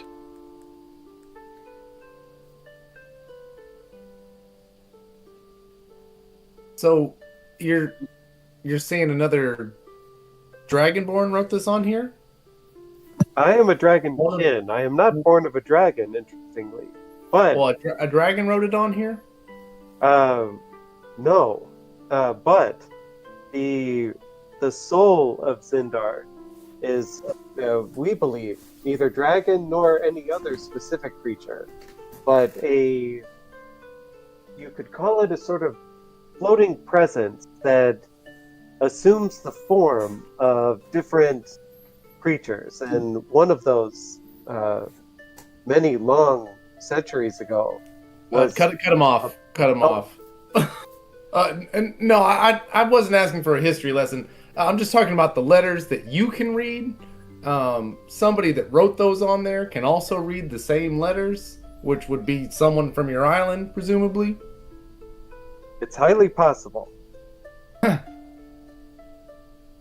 mean, my people, we study this language because it's resonant to the scriptural language that's used in the writing of our books. You could think of it as almost like a mirror image, the evil form of our scripture. Well, David. Go ahead, Joel. Should be easy to find them because you stand out like a sore thumb. Thank you, but my thumb is not sore, and perhaps this person here is indeed aligned with evil. No, this person here is being used and has been all along. He didn't know what was in there. I can tell. He was telling the truth. David, tell us about exactly who's at the top. So Lord Bayron, right? Is Lord Bayron attached to the Luminaires or the Carpenters? I don't know anything about him. I just know we followed the what the hell was his name? Shoot, Ulstrin. We followed Ulstrin one night. We followed him to Lord Bayron's compound in Hightown, and we know he works for Bayron. I don't know if Bayron's involved or if he's just one of his house staff. I don't know. I don't know anything. I wonder if is Lord Bayron the one poisoning the city with these discs? It seems quite possible. For certain, I would think that he understands what the smuggling operation is for. So what he said. If he's that not they were, directly responsible, he knows something of it. all I know is we were bringing crates in from Ashland City. That's it. I don't know anything else. I swear. Mm. Last You might have to go there. last 3 months. How far away? How far away is Ashland City? Kevin, I don't remember if I don't know how much of a note taker you are, but it's been like 4 or 5 weeks, so I will potentially remind you of something. If you make a wisdom check, unless you want to check your own notes, Here. if you'd like a note check. We're at Ashland City. Yeah.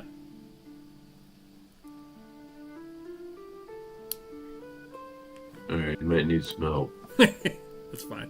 You gotta remember, for characters it's been 2 nights. For us, it's been 6 weeks in some cases. Yeah, all my Trying to notes be- from the- okay. Trying to be nice about that, most of the time. 15. Red Jenny said she was hired by someone in Ashland City as well. Well. And to your question, you know where I didn't Ashland go- City is. I didn't go back that far in my notes. Okay. Ashland Trade City is to the west, southwest, Yeah. probably about 60, 70 miles. Couple days.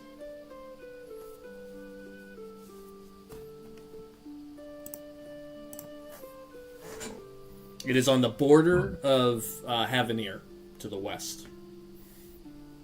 To the dragon. Got it. Dragon We do need to go west, anyways. Okay. This is where we're taking this all in stride. Now, I'm so. Do any of you have any questions for David here? Yeah, what are you going to do with them? I was going to ask the same thing. I do not trust this man. I believe David to be very important myself, To who? and he needs our help. He's been misguided. Are you going to turn it over to your unbound friends? Oh, they're fully The bound, unbound? but they are Untamed. untamed. Untamed. Sorry. They're fully bound. Sorry. And gagged. What? Whatever they're into. Yeah. It's a kinky cold. You can just say Yeah. cold. Great. This Yeah. guy, we can trade him from one cult to another cult. So now that was there any reaction when he said the Untamed, when Aaron said the Untamed, was there any reaction from David? Look at him immediately. Give me an insight check. I'm never good at those. See? 11. No immediate reaction. Okay. Aaron, it is possible that they could help him. They've helped many, many people like him, including myself. Look, just don't kill me. We're not going to kill you, David. Look around the room. Look impassively. So I insight check Matt. But it won't be pretty if he inside checks. Yeah, Willie Wall just starts putting down. Starts. No. Putting down there. I silently murder people in front of a crowd. Yeah. I don't do it publicly. Right, you're too civilized for that. Thank you. I think with that note, before we continue this interrogation, let's take a quick break. We're about at the halfway point here. Let's take 2, and we'll come back for part 2 of episode 32. We'll be right back. Oh.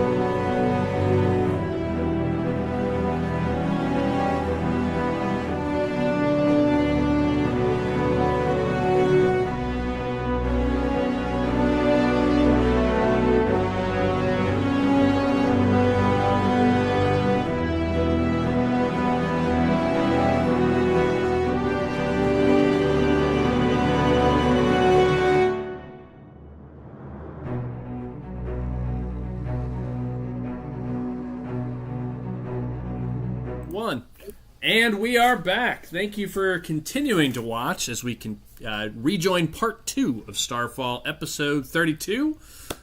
Our adventurers have dealt with the would-be thieves / smugglers that came to pick some things up and have stumbled onto additional plot. So where we left off, the 5 of you were questioning Davin, a magic user of some sort who was brought in by these mercenaries / smugglers. And so with that, I turn it back to you all.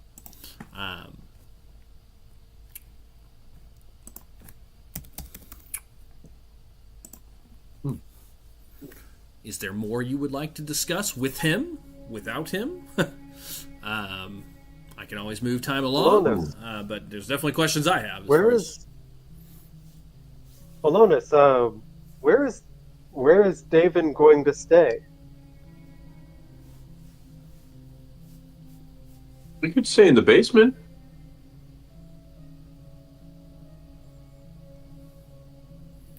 You guys have not mentioned to anybody else that there's a sewer access in the basement, so just as a reminder. Oh, yeah, no, definitely tell them that, yeah.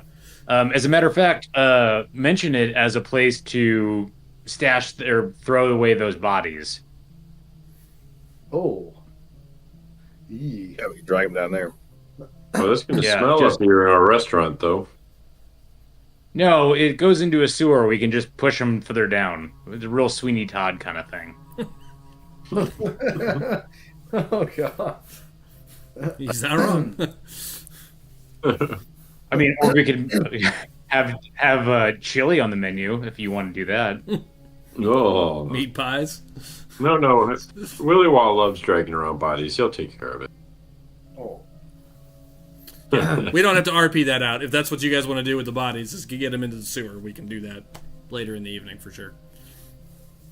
Great. Terrific first day of business.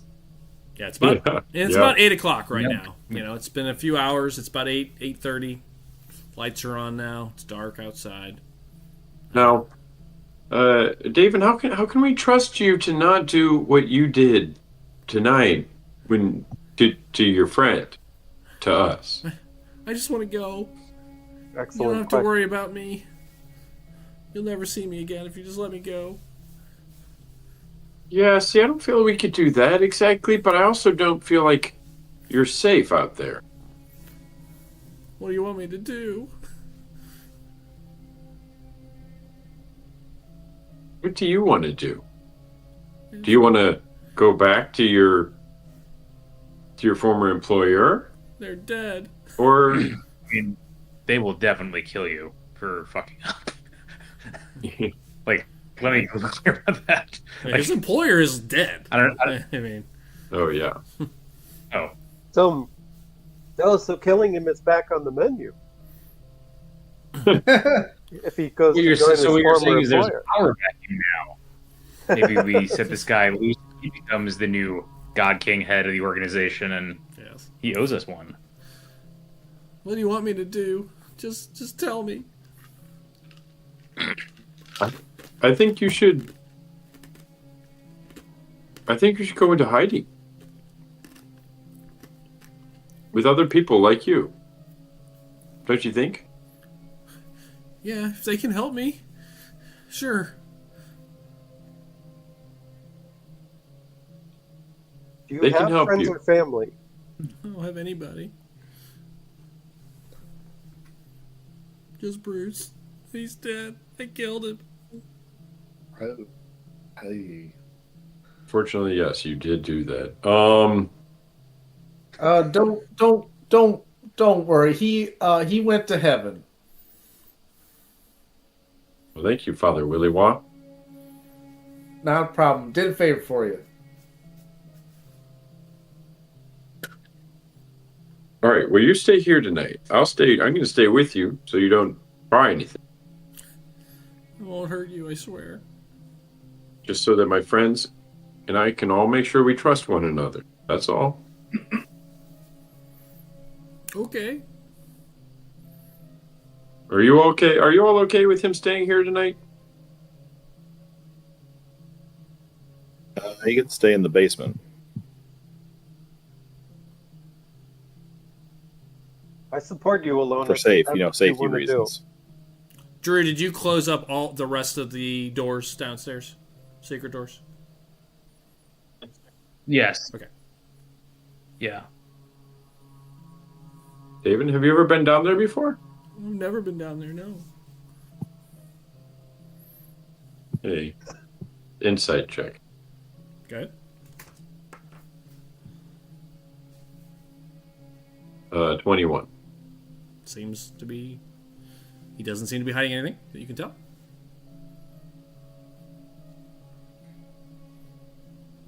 Doesn't mean he doesn't have information about what's going on. Sure. Mm-hmm. There you go.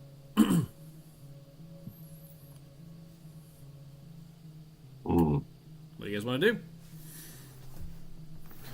If you want to talk without him, you can drop him downstairs. You can put him upstairs and have a private conversation, or you guys can just call it a night and decide what to do in the morning.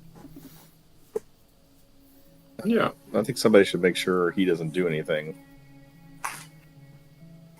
I'll stay with him. Take shifts watching him. Oh, that's a good idea. I mean, I guess we could. We do need somebody to watch the bar when we're out of town. Yeah, could we hire him? Like, could he? Like, it's granted, like he would fail a background check, but like if we could hire him to help us tend bar, then we could make a little bit of money. And he could be exploited by his former employer. That would. What? I thought Kevin was going to give him to his untamed friends. Then it's not our problem. But I like that too. Yeah. Just go deliver the scrolls and hey, I got you a new guy for the team. Exactly. That's exactly what I was thinking. New recruit. Some scrolls and a boy. New guy. I got you a new guy, and he's broken in. He was already in a cult. So he's already in a cult about it. And he's in shock because he just murdered his best friend. He's quality material. Yes. Easy to inoculate. Yes. I would think you'd want to know that about somebody if you hey, you might want to be a little leery of this guy. They can kind of tend to overreact in high stress situations. Right. Well, let's go to bed. And yeah, Jade, that Earth card, that's a good idea. Maybe we should keep a watch. I'll take the first one. I don't think Damon's going to be able to sleep. I'll take the first watch with Alona. Okay. Is there any further discussion you want to have tonight before we move into removing the bodies and just going to sleep? And again, you can do it privately if you want to put him off to the side, or are we done talking? Just to be clear. I'm going to have a separate conversation with Alonis after all this stuff with, this guy is done. Okay. Yeah. If you guys don't want to not watch him, you guys can have group chats and okay, let's talk about it, but someone's going to stay to the side, and that's fine. If you guys want to do that, somebody can watch them while you guys discuss your next moves. I am curious what your next moves are at this point, so I can kind of be planning the next sessions and whatnot.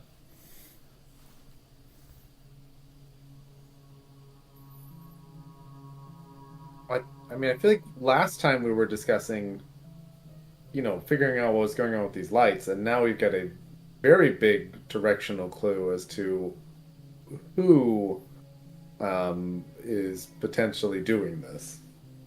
Right. Well, and I think the other thing is why are they doing it, right? Yeah, this person Bayron is using, for clarity, infernal metals. Real quick, for clarity, are you having this conversation in front of David, or do you want to put him downstairs temporarily? No. Yeah. We'll move him aside. Okay. Put him in a room. Send him to his room without. Okay, so you got to put him downstairs. Yeah, Doug, I'll whip up some sleepy tea for him. Okay. One of the teas I have is a calming tea. Okay, fair enough. Whip some of that up for him to get him chill out a little bit and go to sleep. Okay, So you get him downstairs. Walk up to him, drink this. This will make you calm down. Go sleep. Got it. Okay. All right, carry on. I just want to be clear. Who's overhearing what? Okay. May not matter, but... Lord Bayron is importing infernal metal from Ashland City, which is where Red Jenny was also being paid from. They are putting the infernal metals, which is dubious enough, into the lights. That is causing rancor and paranoia in Lowtown. That same person is also advocating more than Midtown. And Midtown. Yeah. And Midtown. That same person is also advocating for a private militia to defend Hightown. So essentially, like, I initially thought this person was like kind of trying to do some sort of class warfare of like, oh, like let's kind of drum up and make the low town and midtown people crazy, and that gives us justification to kind of overreact and create martial law. That being said, I think that there are easier ways to do that without evoking Zindar and like high level infernal what's the word I'm looking for? When something's off limits, like moratorium magics. Yeah. I know what you're saying, Drew. Yeah. Highly forbidden like more like dark magics to do. Yeah, magic's already illegal. This is a notch above that for the church, Drew. I mean, yeah, exactly. So, I just want to kind of put that totally as near as I can tell, like where I was kind of coming from, and now kind of where I'm like trying to kind of fit the new puzzle pieces in. Yeah, which if it's being imported from Ashland City, which is a trade city, right, Doug? Yep. You said? Yep. It's called Ashland Trade City. Major City. import-export city. Like, it's some of the biggest markets are in Ashland City. Which means it's coming from somewhere bigger. That it's not just Lord. Maybe Lord Bayron might be tasked with something here from elsewhere to do this. That's true. Also, just one more thing. I mean, I do want to. That is a really good point, Kevin. I want to come back to it, but before that, I also want to kind of point out that like Lord Bayron has help, like either the Luminaires or Carpenters. The Carpenters Guild. Somebody is helping them do this. Yeah. I don't know if the stonemasons are aware of it and if they're trying to kind of like mess it up, or if they have kind of their own machinations of like, we just are gonna kind of sabotage anything that we think we should be doing anyway. But like there is a cabal of people here working on this, in addition to what you were talking about, which is the larger group of people outside of this city that might be mining and exporting. It's true. Question, just to throw it like on top of that. So this metal, that is that you found, that you said is like very great evil. Is it like a level of evil that is like exactly along the lines of what's going on with the plague and the spread of what's going on in near my village? Is it like we are talking about same level-ish, or power level at least? Doug, can I make a religion check or an arcana check to check that? Well, here's what I'll say. No roll. I will say from an RP perspective, as Urskar asked this question, Joel, Andrew, really anybody with any connection to magic, when you have experienced getting close to those creatures that were infected and some of those source places where you really kind of touched that plague blight, the power was extremely powerful. I mean, just like, it was like nothing you've ever touched before. And Drew, this isn't probably to that same level, but it is. I mean, it is certainly demonic. It is certainly highly. It's more black markety than powerful. It is certainly, something that could be used to make demonic weapons and demonic things.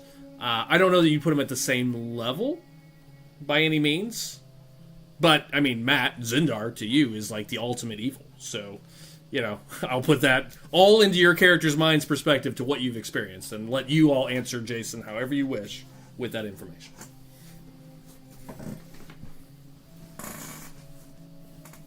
Or there could be a light connection between the two, possibly. I mean, it's just a coincidence that I don't know. I guess we really don't know how long this light thing has been going on in town compared to the plague, which is it's just a few months, according to David. They've been bringing in the metal for a few months. Okay. Yeah. Okay. And then the plague was similar-ish, right? Though or do I really know? A little less. My character. How long did I start noticing it? Yeah, I would say a couple of weeks when this started. It just starting to get kind of bad a few weeks ago. So this feels longer, possibly. Okay. So who knows if what they're doing in town is what's caused the plague or vice versa. One thing I think would be key. We already suspected and almost know it, even though we haven't looked into it. But what if we go up to Hightown and find a way to look at those lights up there? Confirm any of our suspicions that it isn't there. Well, because what if it's there? Then that changes this whole conversation. If they're also in Hightown near Lord Bayron, and maybe he's the one. Maybe it's making him paranoid, and that's why he wants a militia. It is possible. Good point. I still think, even regardless of whether they're in Hightown, tracking down the source of where these discs are coming from feels like it's integral to the destiny that you're on, Alonis. I would recommend that we go to the trading town and see if we can try to understand how this stuff is getting into circulation in the first place. I agree, and I think isn't that on the way to Urskar's village? No. So if you, I will. Well then, I've been on the run for a while. I'm a little turned around. So Ashlyn would be. So there's 3 points of interest for you guys, I think, at this point that I'm aware of, maybe 4. The ruins where that ore was, from a mission perspective, is directly to the east. Urskar's village is directly northwest. It's back up north and then northwest of North Vale. Right. The plague, where you think it is apexed from, or where it seemed to be worse, is almost directly west of Solus. Kind of west, maybe just a little bit northwest, but mostly west from here. And then Ashland Trade City is southwest. I will recopy. And then where's the circus? Oh, southwest. Got it. Yeah. So it is really the opposite direction. And I will redrop real quick. I'm going to redrop the map for you fresh into Discord for you if you'd like. Drop it fresh. Oh, too big. Got it fresh. There might be a loose connection with what's going on with the plague, but it could just be a separate thing. But it could be some kind of evil that's spreading throughout the land somehow. Mm-hmm. Maybe this is being mined from where the apex is. Good point. Matt, you're muted.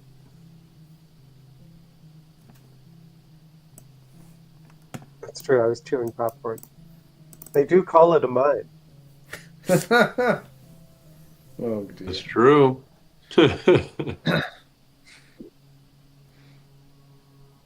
And not a major. I mean, going to the trading city is not a bad idea. In the morning, do you want me to go to our still keep our plans to,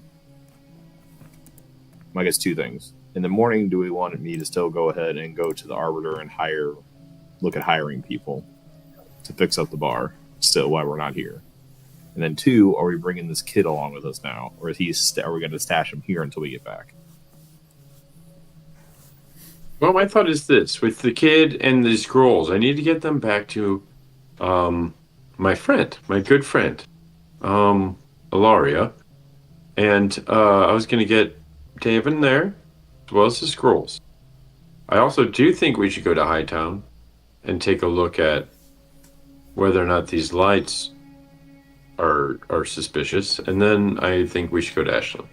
That's my thoughts on order of events. Well, I agree with that plan. Why would you go to that city? Like, all you know is that the stuff's coming from there, and Red Jenny was hired from somewhere over there, but like, I mean, it's a whole town. Like, you're just gonna start going around asking people if they know Red Jenny or if they've seen some evil metal. And very clearly, just want to point out something very specific here. What Drew has in the box is raw. The disc did not come from the box. It is made from the same material. Yeah, somebody made it here. Right, We need manufactured. Got it. Okay, so then it's here. So we need to go talk to the Luminaires and the Carpet. The source of the disc is likely here, based on that logic, for clarity. Yeah. Who is shipping it here could very well be involved in Ashland City. That still may be a fact, but yes, Yeah. yes, that's definitely true. Somebody we would be able to. The or source it's is 50-50 not Ashland shot. City, though. Either somebody is involved in sending it from Ashland City, or someone is just a resource there. You know, they could just be, that just happens to be a trade city, and that's where they got it from. It could go either way. With the facts you know at this point. I feel like we've got more leads or information here currently than we would. You'd be just starting fresh there, and who knows what you would find, if anything. I mean, if anything, our lead, Bayron, would presumably know who the source is in Ashland City. So, Yeah, you know, I True, agree. but approaching him is a little He's- given our current he's already predicament. put out a call for help. Not to you, yeah. to the Duke. Could we be a militia? Maybe the Duke wants to. Maybe we tell him the Duke wants us to be a militia. I think. I mean, you could certainly request that, but I think Lord Baron wants to, to stabilize things so he can have proof, that like, oh, we do need more forces in the city. We need this militia because look at all this bad stuff going on in the city. And then when he brings his own forces in, then he can get to what he really wants, is that nice fat coup with that militia he's brought in to overtake the Duke, which is where he's going. I like it. Well, I like that it. is if he's not just acting. That is if he's not just acting paranoid from these lights. No, you don't smoke your own stuff if you're the one, dealing. But he might not be the one dealing. He doesn't keep that stuff in his house. Come on, you're not the kingpin sitting on a mountain of cocaine in your home. I know, but we don't know that he is the one actually dealing. I mean, Really, Joel, your argument is don't get high on your own supply. Thank you. But also, I mean, you got to think that, like, we just stepped into town, and have already discovered that there's a problem with some of these lights. It's highly likely that one of these, isn't there like a missing Inquisitor and then like a missing, like the murdered person as well? I mean, your right. light technician is now missing. They said multiple people have gone missing. One of the Missing. noble's daughters is missing. There has been Yeah. a rash of people missing. Yes, Yeah. that is true. Yeah, I think I think that is all connected to this, likely as well. Is people have maybe found out some information about this and needed to be silenced so that this whole plot doesn't come out. Well, that's kind of conjecture, but I do like the idea of investigating. It's all conjecture at this point. Yeah, it's all conjecture. I do like that idea of we can use investigating the nobleman's daughter's disappearance as a reason for us to go snooping around in Hightown. Yeah. Yes, exactly. Yeah. I agree. That's where I want to go next. Or, well, after the scroll part, Hightown, yes. And it's a good idea to use that in order to investigate.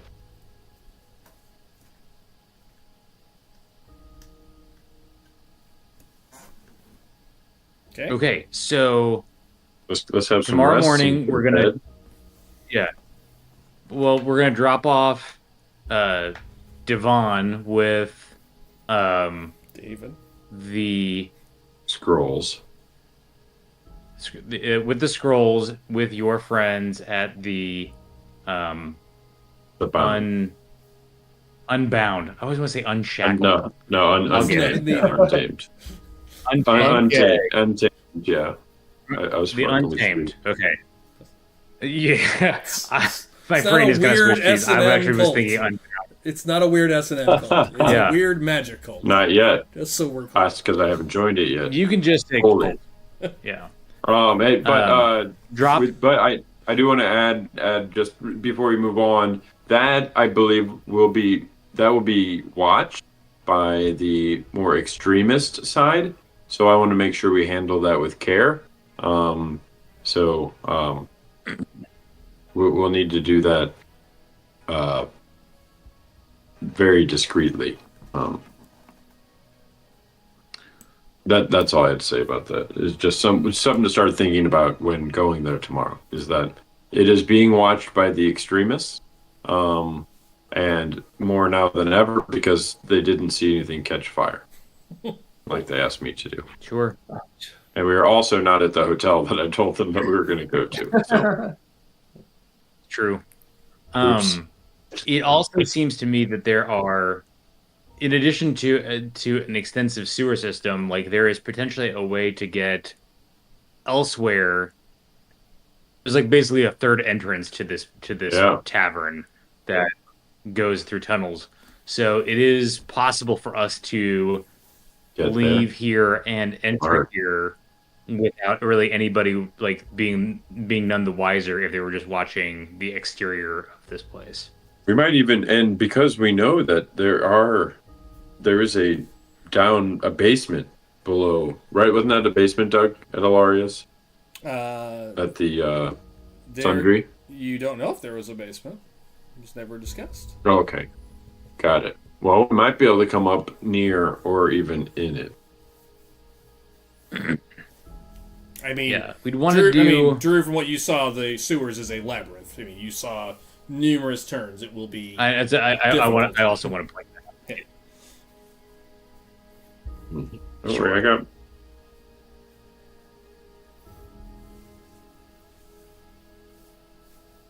Okay, got it. So that whole thing, in the morning, and then we go off to Hightown.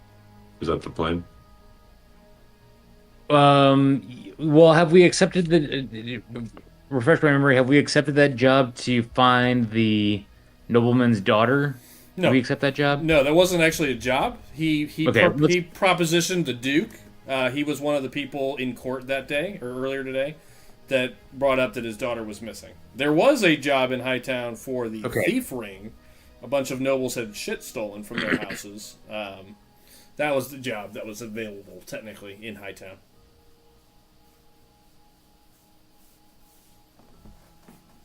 And we might get some more information from the Stonemasons Guild at some point. Weren't they investigating as well, and we're going to share what they find? They were, because the bodies went missing.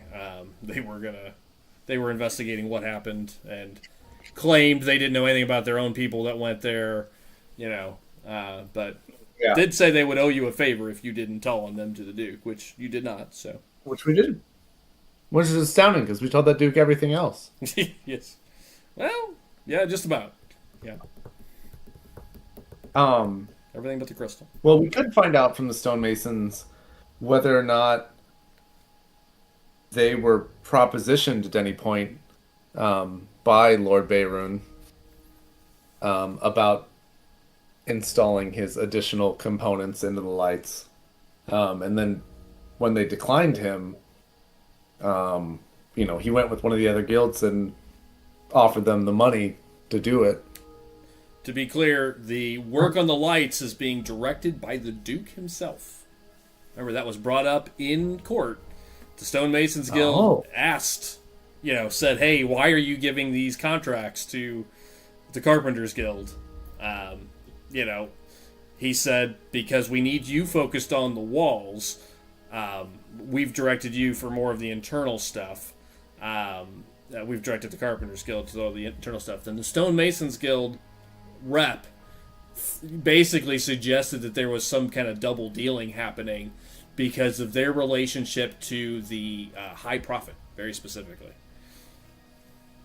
and the Carpenters Guild. The High Prophet? Yes, he specifically said, are you sure, exact words I used, something to the tune of, are you sure that the relationship that the High Prophet has with the Carpenters Guild isn't blinding your judgment or influencing your judgment, something like that. And that's when the Duke got pissed. And said, of course not. And then said, no, we need you focused on the wall, and that's why, and it's in need of repair, yada, yada, yada. So the church is connected to the Carpenters Guild? That's what the Stonemason suggested. Oh, okay. Gotcha. Not every hint is a real hint. Let's just put that in their back pocket. There might be more subterfuge that, the Duke is actually, legitimately trying to repair the lights, and somebody is taking advantage of that. Oh, hey, you're repairing those lights. Let me make a deal with, the Luminaires to put this componentry in there while they're doing that. I mean, good thoughts, but, I just want to try to make sure we're not just grabbing at straws. What we do know is that what we do know is that the Luminaires and the Carpenters are the Luminaires and the Carpenters are fixing the lights. Lord Beirun is importing the metal. Specifically, someone from his household. Yeah. We don't know exactly. It was very clear that they have never worked or spoken with Lord Beirun. Only somebody that works in his household. Alsrin.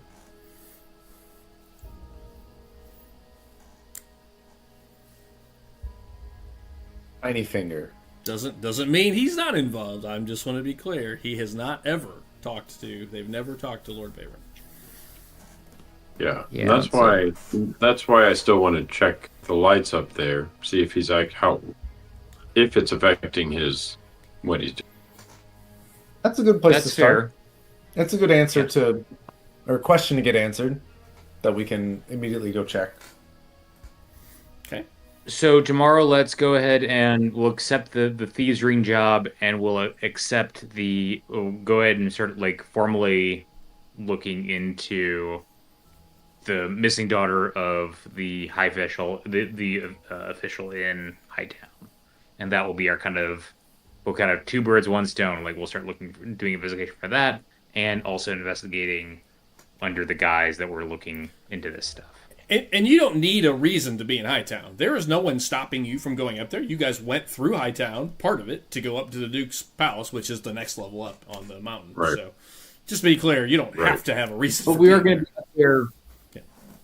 Right, but we are going to be up there asking questions, and I want to make sure that we have our story straight. And someone's like, "Why are you up here asking questions about this stuff?" Fair enough. Are you looking at the light bulbs? Okay. Well then, do we have a plan? Is there anything else you would like to discuss? I'm not going to get in the way of good RP, so I just want to check in. A lot of things have been discussed, especially for you, Matt. I mean, this is a big deal for you. Indeed. But I'm going to wait until I believe Alonis and I are taking the first watch. Okay. So I'll wait until we're in the first watch, and then okay, you want to have a private chat? Talk. Got it. Okay. And prior to everybody parting off, Ilona speaks up. Hey guys, thanks for supporting me with David. I know it's wild. He attacked us. But ever since that girl died, my sister died, I can't not help kids that have this magic and need, well, much like I need protection.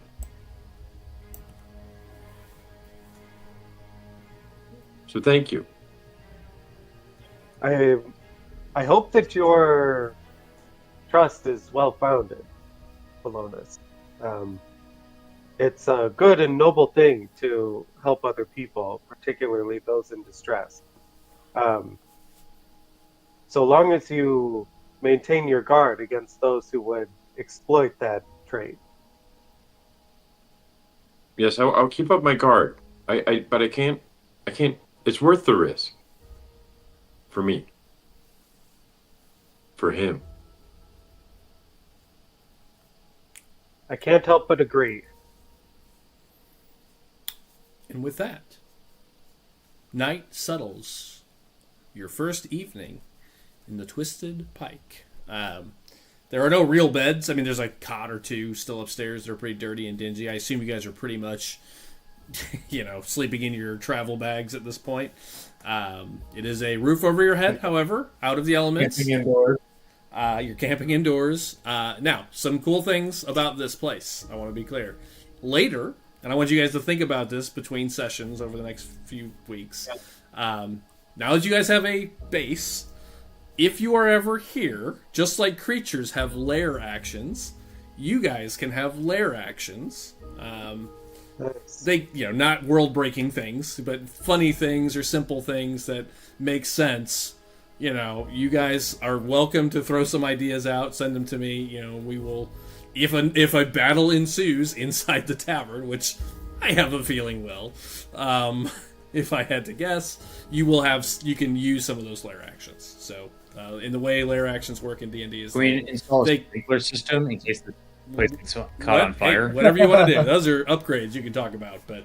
I was thinking creatively last night, like Jason, you could have special kitchen lair actions, things little things. Again, and what they do is they go off on round 20. That's how lair actions work. So, on turn 20 or on initiative 20. So think about that in the background.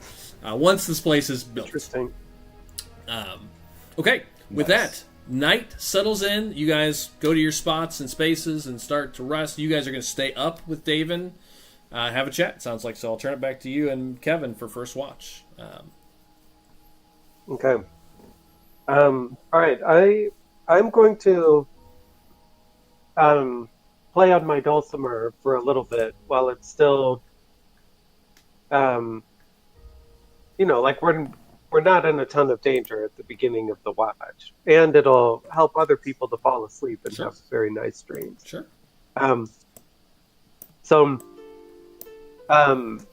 Over the sound of the dulcimer, look over at Alonis. Alonis, I know that we've determined a path for the next few days, but I do think that wherever these discs are coming from is inextricably tied to the quest that you are supposed to complete. I think that we should not ignore the signs that if this demonic metal is coming from somewhere else, then tracing it back to its source, I feel like is a part of what we are called to do. Yes. I agree. Do you think Do you think this is related? How is Zindar related to Aggernaut?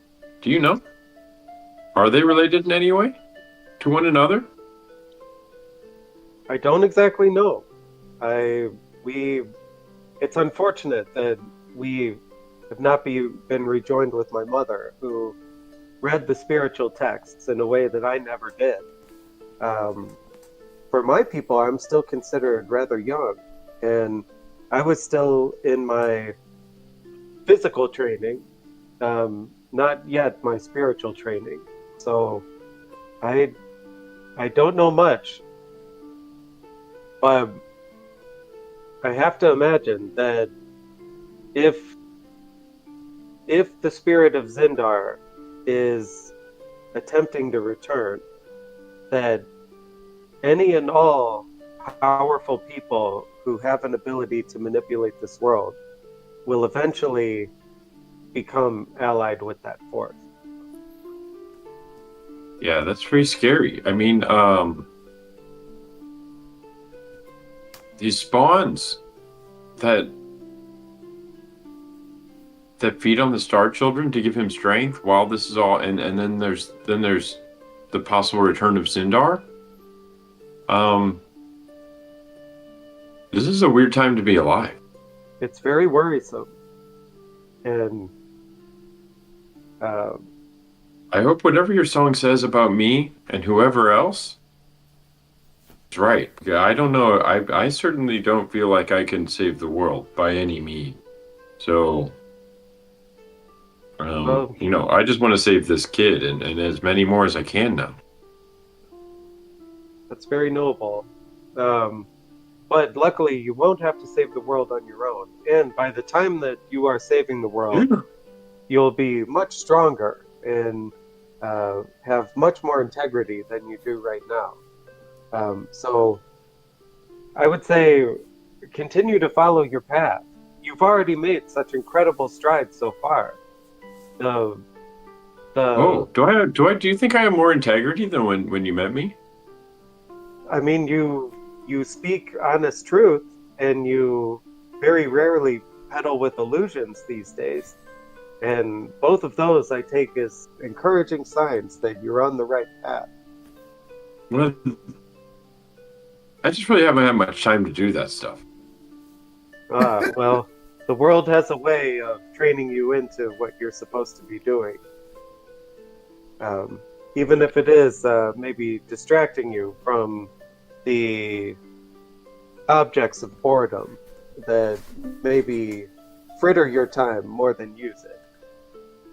Yeah, well, I know. I just missed the job I was supposed to have tonight. I was supposed to be working.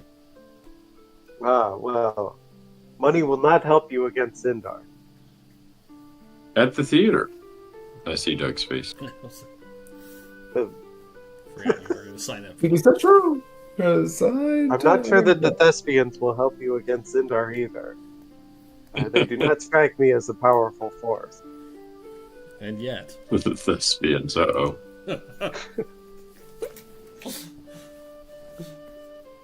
Okay. But Alonis, you've made such incredible strides. I've come to believe that you are one of the heroes that were spoken of in the great text, and when your time comes, I will be there with you to support you. Though my name is not listed among the heroes, but perhaps there is some supporting role I can play to keep you on your journey. Yes, and wow.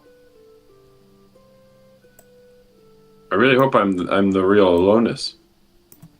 I really hope that we find my mother, who can tell you far more about your destiny, and has the items that are supposed to be bestowed on the heroes. Let's hope that she has. She got a gift for me? I wouldn't call it a gift so much as a inheritance would be the better word. Ooh. Your mom is my mom. What? On that note. Yep. Anyway, I guess we'd better pay attention. It's starting to get dark. It's already dark, but yes. We hear the dulcimer play for a little longer And then our camera pulls back as darkness and nightfall sets on the Twisted Pike. You may take a long rest. And a level. Nice. No. Thank G. Long rest, yes. Oh, two. 2 levels. 2 levels? No. Oh, yeah, we do level up now, don't we? No. That's what I heard. No.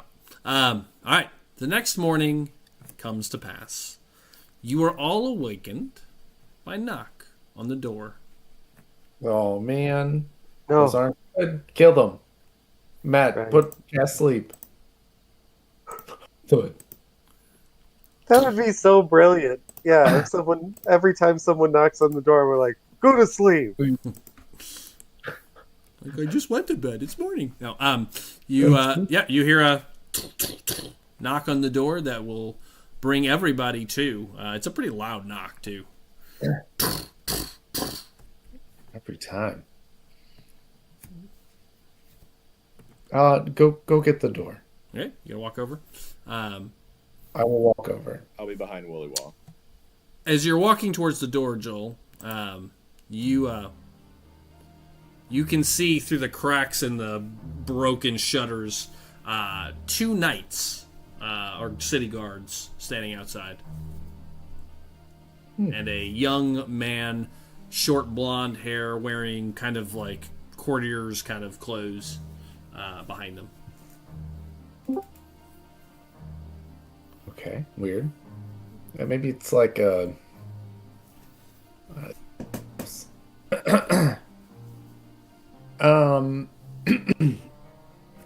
answer the door. Okay. You open the it. door.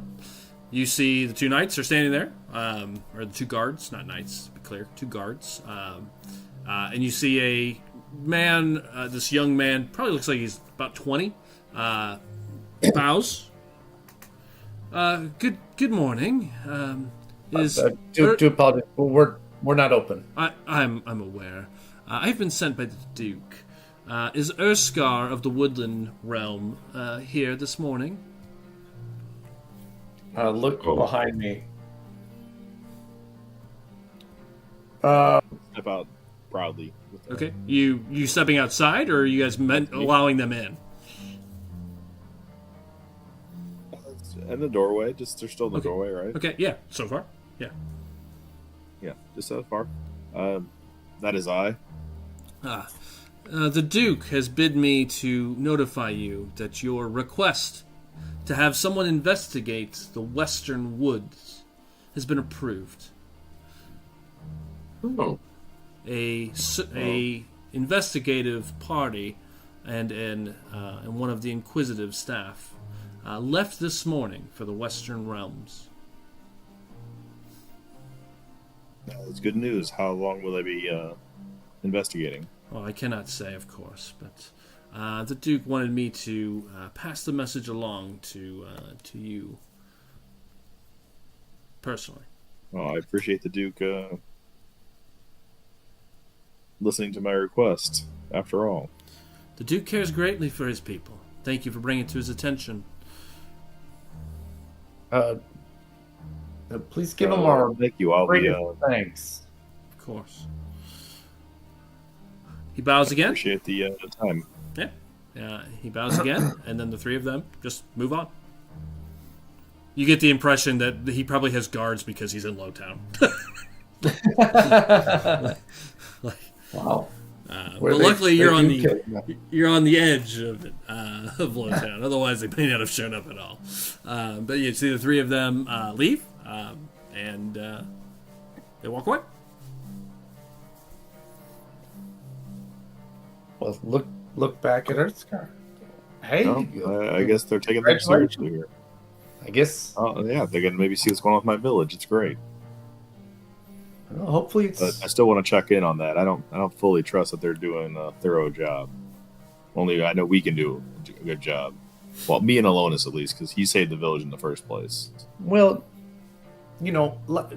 if. Thanks to my mother. I'm sure let's go wake the others up. Everybody's awake. You all got. Everybody got woken. At? Would be up in Hightown, back by the ducal, You met her in the office right outside the Duke's palace. I'm trying to think of we discussed are going to the.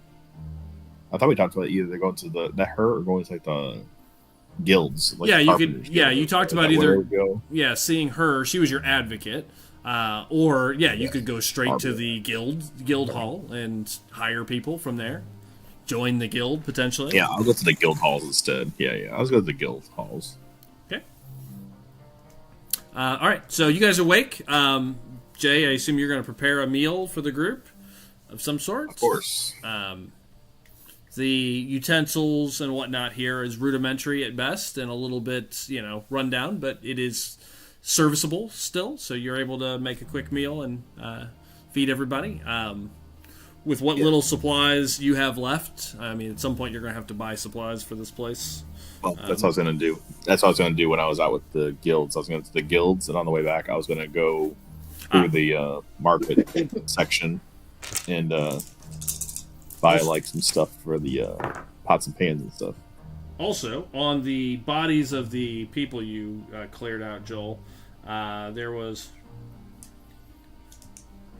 20 gold coins worth of loose change of different sorts, but we'll just call it 20 gold to keep it easier. It's actually silver pennies and copper and gold all together. But, and then Drew 8 more on the one in the sewer. So 28 in total. I assume you guys are going to split up or. Yeah, I'll dole out. Was that 4 gold to everybody? Yeah, you can just call it 6. I'll round it up. Yeah, nice. We'll just round it up to 30. 6 gold apiece. Big money. Killing the random smugglers. Okay. Snuck Poor in. bastard. Okay. They're coming right for me. You guys have your meal. And poor Drew's having all kinds of technical issues here. Yeah. He was messaging saying he had to restart his computer. You guys have your meal. Davin is still here. I assume you're going to feed him as well. Sure. I'm assuming no major conversation in mixed company is happening, just light casual, or is there anything you guys want to discuss before you guys head out?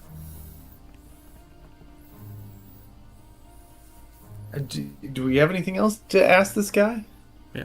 David, are you from here? Yes, I've grown up on the outskirts of Solus. He seems a little more able to answer questions. He's less in shock, calmer. I grew up in the outskirts of Solus, yes, in the farms west of here. And your parents, they were farmers. Yes. And the person who you slayed, is that a person you knew for a long time? He took me in about 2 years ago, and he gets real sad. Wow. Maybe I'll leave it at that. Thank you. There's a I'm going to ask him some more, but, we'll read the room. Okay. I appreciate, Matt, that you're falling into the first. There's a lot of memes going on around, there's jokes about D&D, like the players that ask all the random mundane shit that no one has prepared for. I appreciate that. What was his name? What was his brother's neighbor's name? Like, where is this going to go, Matt? Where are we going? What was his favorite dish? Random NPC here. Ethan's the worst at that. I was going to ask him about, how long is... You said you left it at that. All right. I'm going to leave it at that. He's clearly got some shit going on. Yeah, he gets sad after you ask about him. He just say you know him for 2 years, then he gets sad. Okay, that's not that long, but yeah, okay. I can see why he might be sad. Then if there's nothing else you're going to discuss, the meal goes by without any other events. I've got the map of Solus up. You guys are at 16. What do you guys want to do? Are you going together? Are you splitting up? What does this look like? Nice, calm morning in Solus. It is beautiful outside. The sun is shining. Not a cloud in the sky. It is a warm summer morning. It's already about 70 degrees. All right. Does anybody want to go with me to Midtown to go to the guild hall? And I'm going to go get some supplies for the kitchen, so we can have some supplies before we decide what we're doing. If not, I can do it myself. But anybody's welcome to come with me. You can get food on the way back. It's in 8, Jay, so it's right next to 16. The food market, if you recall, is right outside of Lowtown. This entrance to Lowtown, so you can definitely stop on the way there, and it'll be easy to keep supplies, for the place, because it's very close to the market district, the food market district. Okay. Sounds good. So, Kevin, are you still planning to go to Ilaria first? Is that your first move? Yes. Okay. Just as a reminder, she's at 31. She's over here. 31. Yeah. She's up on the western side of We're Midtown. at 16 now, right? Yep. Okay. So, Yes, Jay, this is my plan. The guild hall is up at A. So, you guys can all go around that direction, or you guys can split up. If you want to split up, again, up to you guys. I think we should all stick together after what happened yesterday. Mm-hmm. Yes, That's I agree. Yeah, let's go to there. And also, the people that we spoke to, those the Ashen people from the Ashen. Hold on, The Ashen Blade, yep. Ashen Blade. Oh, that's what I was going to say. Ashen Blade. Don't know the three of you, so that will be very helpful. They only know me. Well, as far as we know. You expecting some trouble with your friends? Well, not with my friends, but with my friend's friend. My friend's former colleagues. Acquaintances. They don't appear to get along. Correct, yeah. And I have a feeling they're going to do everything they can to get in the way of us delivering these to Ilari. And what are they? I don't know. But I can't look. I want to gain her trust. Clutch them so nobody tries to take them.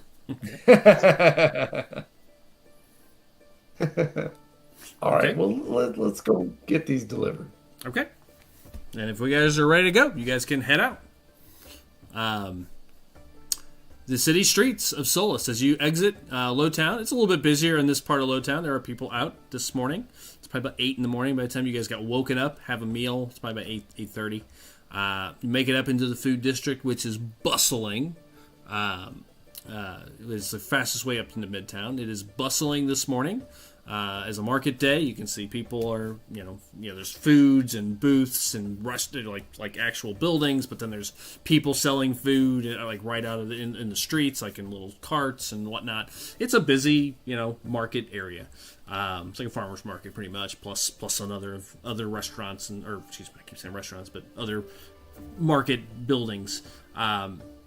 You guys make it around, down, heading, I assume you're going to head down directly to Ilaria's, Kevin? The most direct path? Yeah.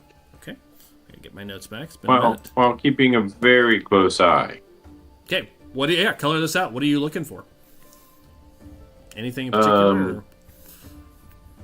Yeah, I let everybody know so we can all be on the lookout, or give the description of the people that we saw. To them all. Okay. And they may follow. They may at some point start following us, tailing us.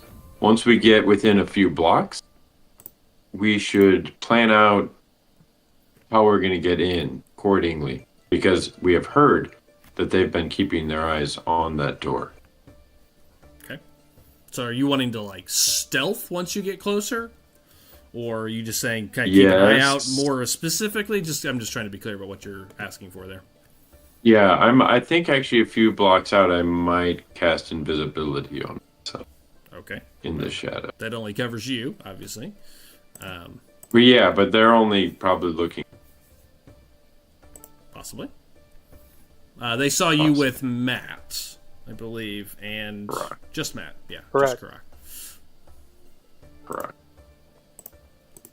Okay. Okay. Well then, if Wait, are we going back to that general store? The one with the death smell? the death smell. Yes. Correct. Correct. Yes. The smell of the babies on spikes. Right. I'm gonna. All right. On our way, Mm-hmm. walk with Urskar a little bit, a bit off from everybody else. Urskar, when we get to this store that we're going to, hopefully we're gonna get to go into the back room. And when we do, I'd appreciate if you would keep your sense of smell open. I smelled something highly unusual in the back room, but I need a second set of nostrils to confirm. And Alonis, unfortunately, is a little biased. Is it a food smell? I definitely can tell it's a different kind of food. You could call it a type of food. I wouldn't need it.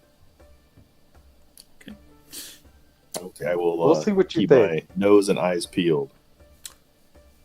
On your way south, south and west, you guys see a few other things you haven't seen before, I don't think, just from the directions you've gone. Maybe you did. Spire F, you do pass one of the large spires.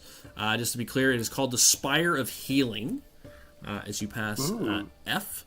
And then you make your way further south to C, to the point where you see the south gate. And that is called the Spire of Justice. Is there. So you do pass that at C, which is the most southern part. You can see the actual southern gate.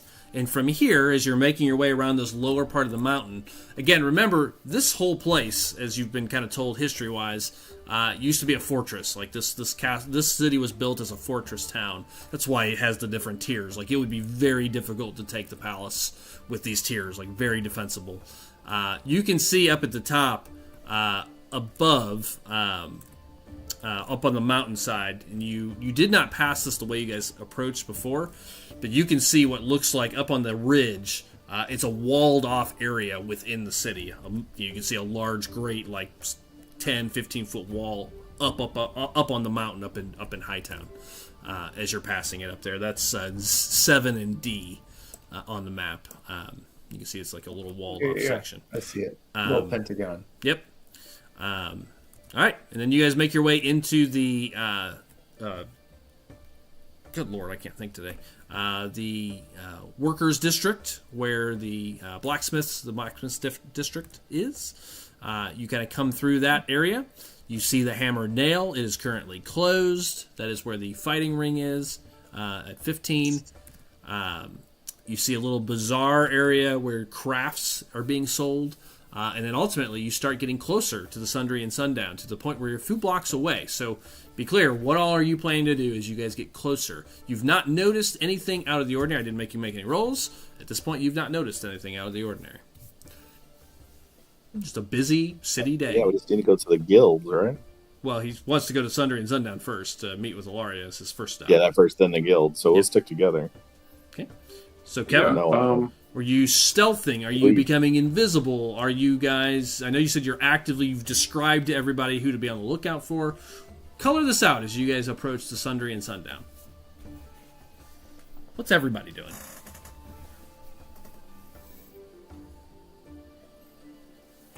Start with you, Kevin. Kevin and then Matt. I'm going to start with Kevin and then work my way down. I am going to step into the shadows. Okay.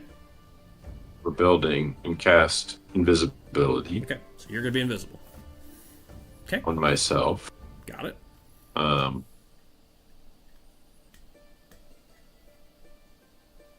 Okay. And then you're just going to head there ultimately? Yes. Okay. Correct. I would like... I'm going to ask everybody to do this, so feel free to do it in the background. Is make a perception check, but go ahead and make a perception check, Kevin. Matt, what does this look like for you as you're approaching the Sundry and Sundown? Anything special, or are you just strolling in? I am just gonna stroll in, but I'll stay in front of everybody else. Okay. So the first person that they see when we walk in is me. Got it. Willy Wall? Anything out of the ordinary, different, special?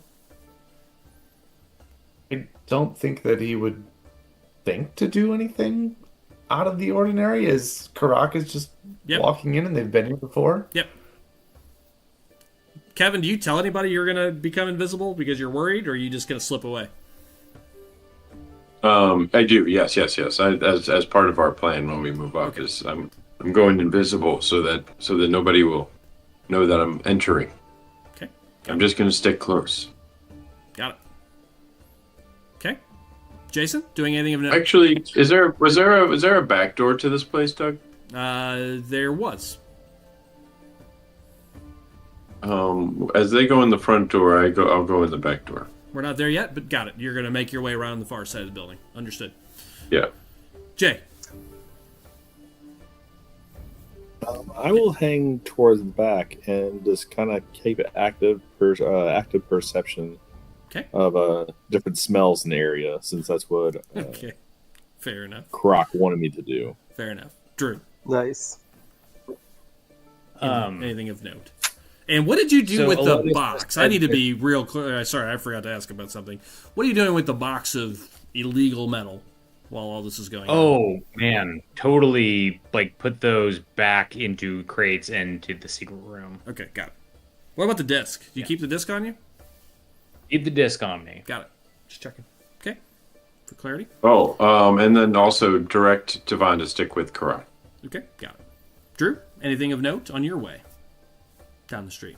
I am going to cast see invisible. Okay.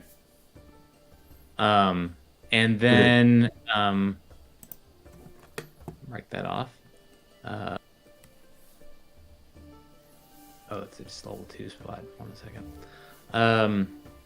Cast see invisible, and then I'll as people are kind of moving in. What is this pretty close buildings? Yeah, it's pretty. It's all pretty tight. It's a pretty wide street across the street, but once you're next to the buildings, they're relatively tight with little alleyways between them. It's a pretty dense town in Midtown. Gotcha. What I'm gonna do is, as kind of people move in, or Karak and Urskar and Devon move in, I'll hide in one of the alleys and then run up the wall and kind of Batman across the rooftops. Okay. With a purpose of keeping an eye down there, looking for anything, or just trying to stay out of the view? What does this look like for you? Yeah. Just trying to sneak, but make sure just keep an eye out for anybody who might be tailing Karak, okay, Willy Wah, Urskar. Got it. I'd like everybody to make a perception check. The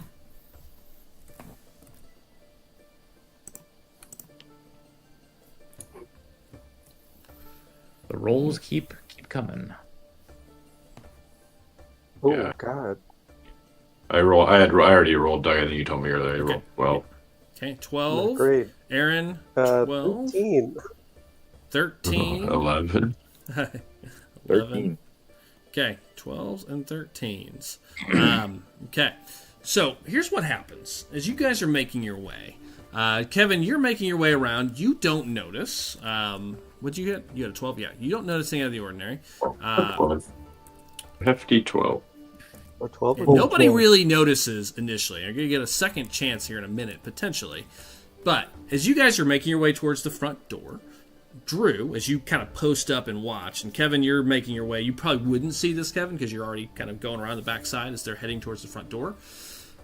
You see the door open, and a woman steps out. She looks to be about 5'5", bright blue hair and pale skin. Drew, you recognize her from the circus. It is the lady. It is the lady you spoke to. Remember she came in the bar, and you had a whole conversation with her later. You recognize her as she comes out of the general store. She looks exactly like she looked in North Vale, and she walks out And you guys are getting pretty close at this point. Drew, you're watching. The rest of you didn't notice anything out of the ordinary. You all see her. That's not the roll. Was for her. You guys recognize her. She sticks out pretty much. She's dressed pretty, I don't want to say scantily, but very ostentatiously, like a circus performer. Just wearing a lot of bright colors, a cape, like knee-high boots. She looks like a cross between entertainer, noble, and, traveler. And, like, she just sticks out from the crowd of, like, normal people in town. And there's not a lot of travelers this far south. The main market is up in the north. So, mostly citizens in this district, hitting the general store. So she sticks out like a sore thumb. And she walks out, and you, Drew, as your eyes follow her, she steps out just kind of north of the Sundry and Sundown, and stops, and there are 4 other people standing, and she moves into it, creating like a circle. You recognize the big muscle guy that was with her. He was carrying the leash of the goblin. Does not have the goblin with him. But you see this huge... Yeah, he's also leash. See this huge He-Man, Dolph Lundgren looking, just muscle guy standing there. And she walks up. I gotta look at the other 3 here real quick because I forgot their descriptions. Sorry. Remember? That's okay. Wasn't sure where we were gonna get tonight. Let me get them pulled up real fast. I have them close. You see an orc, which also sticks out in the group. Now orcs, just like in our last game, are playable, races. They're usually pirates. They stick to the seas typically. They're not well liked by anybody, but they're not all bad by any means. But he looks like a mercenary. But you see him standing there, or could be working in a circus. You only saw the 2 of them. But you see an orc standing in the circle. You see a dwarf standing in the circle, dwarf man. So that's the 4 of them. And then another human dressed with a heavy cloak of skins and bear skins, and looks very wilderness driven. And Drew, you have a great shot of them. They're just a little bit up the street from the group, from your vantage point. No one else really noticed them, but you do see her up ahead of you guys. If you kind of imagine you're coming towards this place, she walks out. I'm going to make a check to see if she notices you guys and has any kind of eye contact. She looks in your general direction, Joel, Urskar, and Matt, and you recognize her, and you see her eyes kind of flick to you, and she looks away and just walks away. She definitely noticed you, but she didn't care. I mean, she's not talked to any of you, but she didn't look. She looked right at you, and then she turns. I mean, Drew's the only one that's talked to her. She turns and heads over into this group of people. Drew, you have a much better shot of the group. You all are making your way. Please make one more perception check. You 3 and Drew. No Kevin. Yes, Kevin. No Kevin. Mm-hmm. Fucking hell. As you make your way to Jesus, the back. that's even worse than the last one. Wow, that was worse than that. Jason. I think I really not rolled above a 10. 18.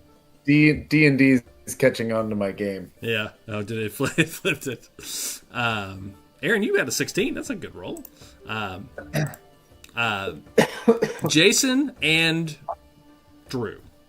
So, Croc, you don't notice anything out of the ordinary. Really well, you don't notice anything out of the ordinary. You're just heading towards the front door now, and probably about to walk in. Jay and Drew, you recognize the human, wearing the bear cloaks and what have you. He was standing in the middle of the Knoll camp, ordering the Knolls.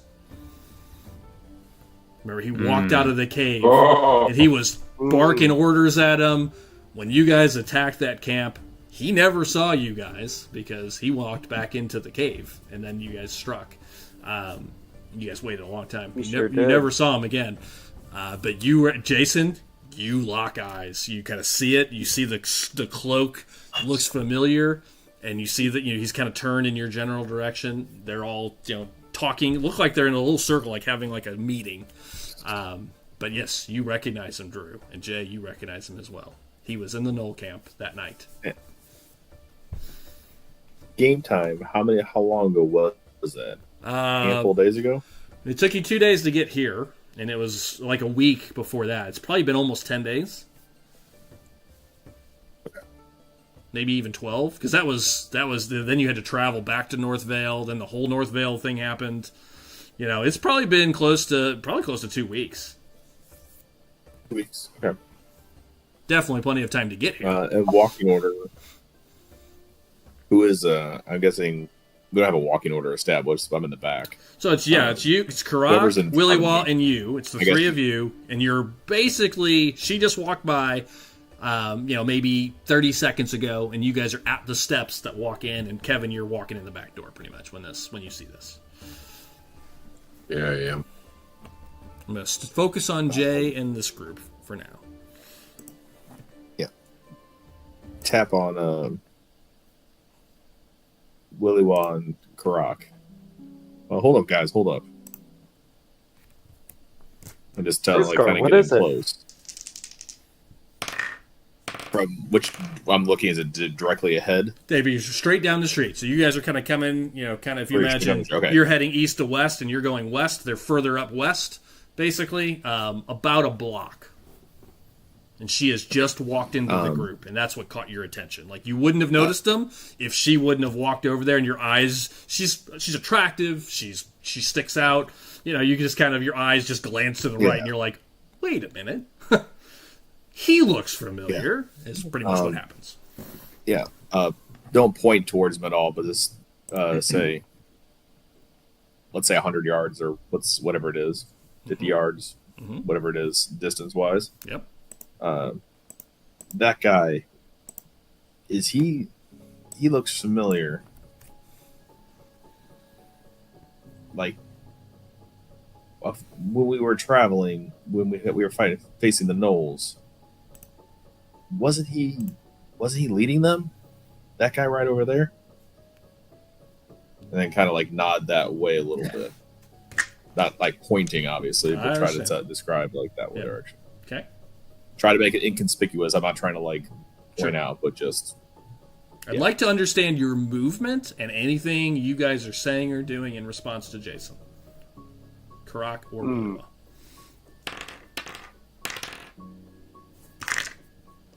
I'm rolling a lot of dice. Does he look familiar, or is it just me? I'm pretty sure it's that guy. He was part of the Knolls before we took all of them out. Remember, because you got all that money, Willy Wall? What money? What are you talking about?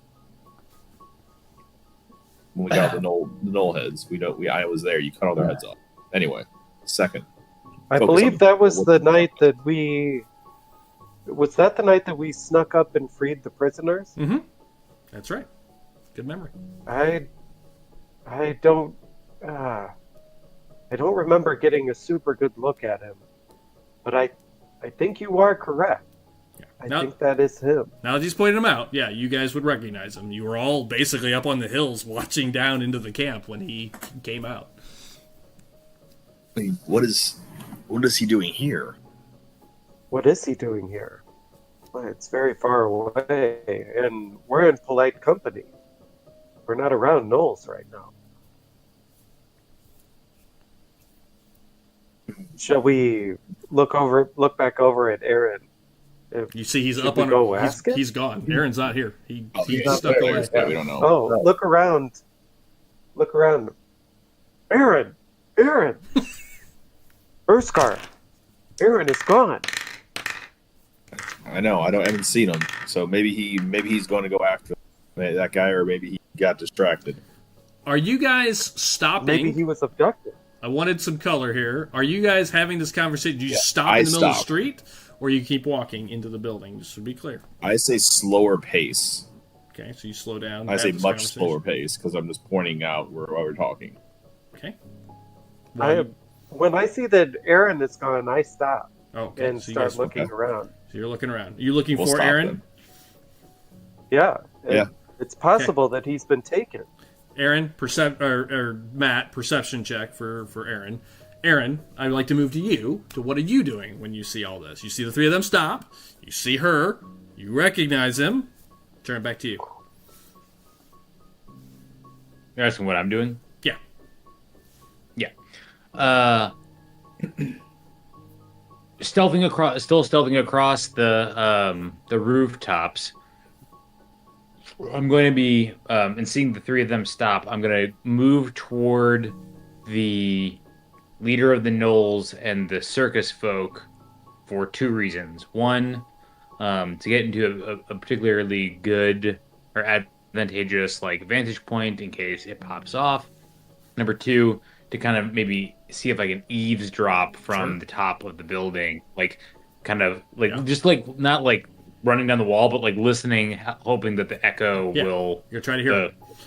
So you're gonna get pretty close. So I'm gonna need, and this will help to see if Matt sees you. I'm gonna need a stealth check, please. Oh, good. I bought this really stealthy armor, and it hasn't really come up very much. So.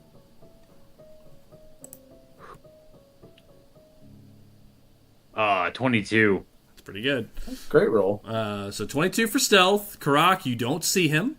As you look around, as you kind of dart across the roof, I need to make 5 perception checks, Drew. And then I'm going to have you make a perception check to see how much you hear, and then I'm going to move over to Kevin. Because he just walked inside, unknowing what's happening. Check now? Yeah, you can go ahead and make both rolls. You can go ahead and make that roll real fast while I go pull up a ton of characters.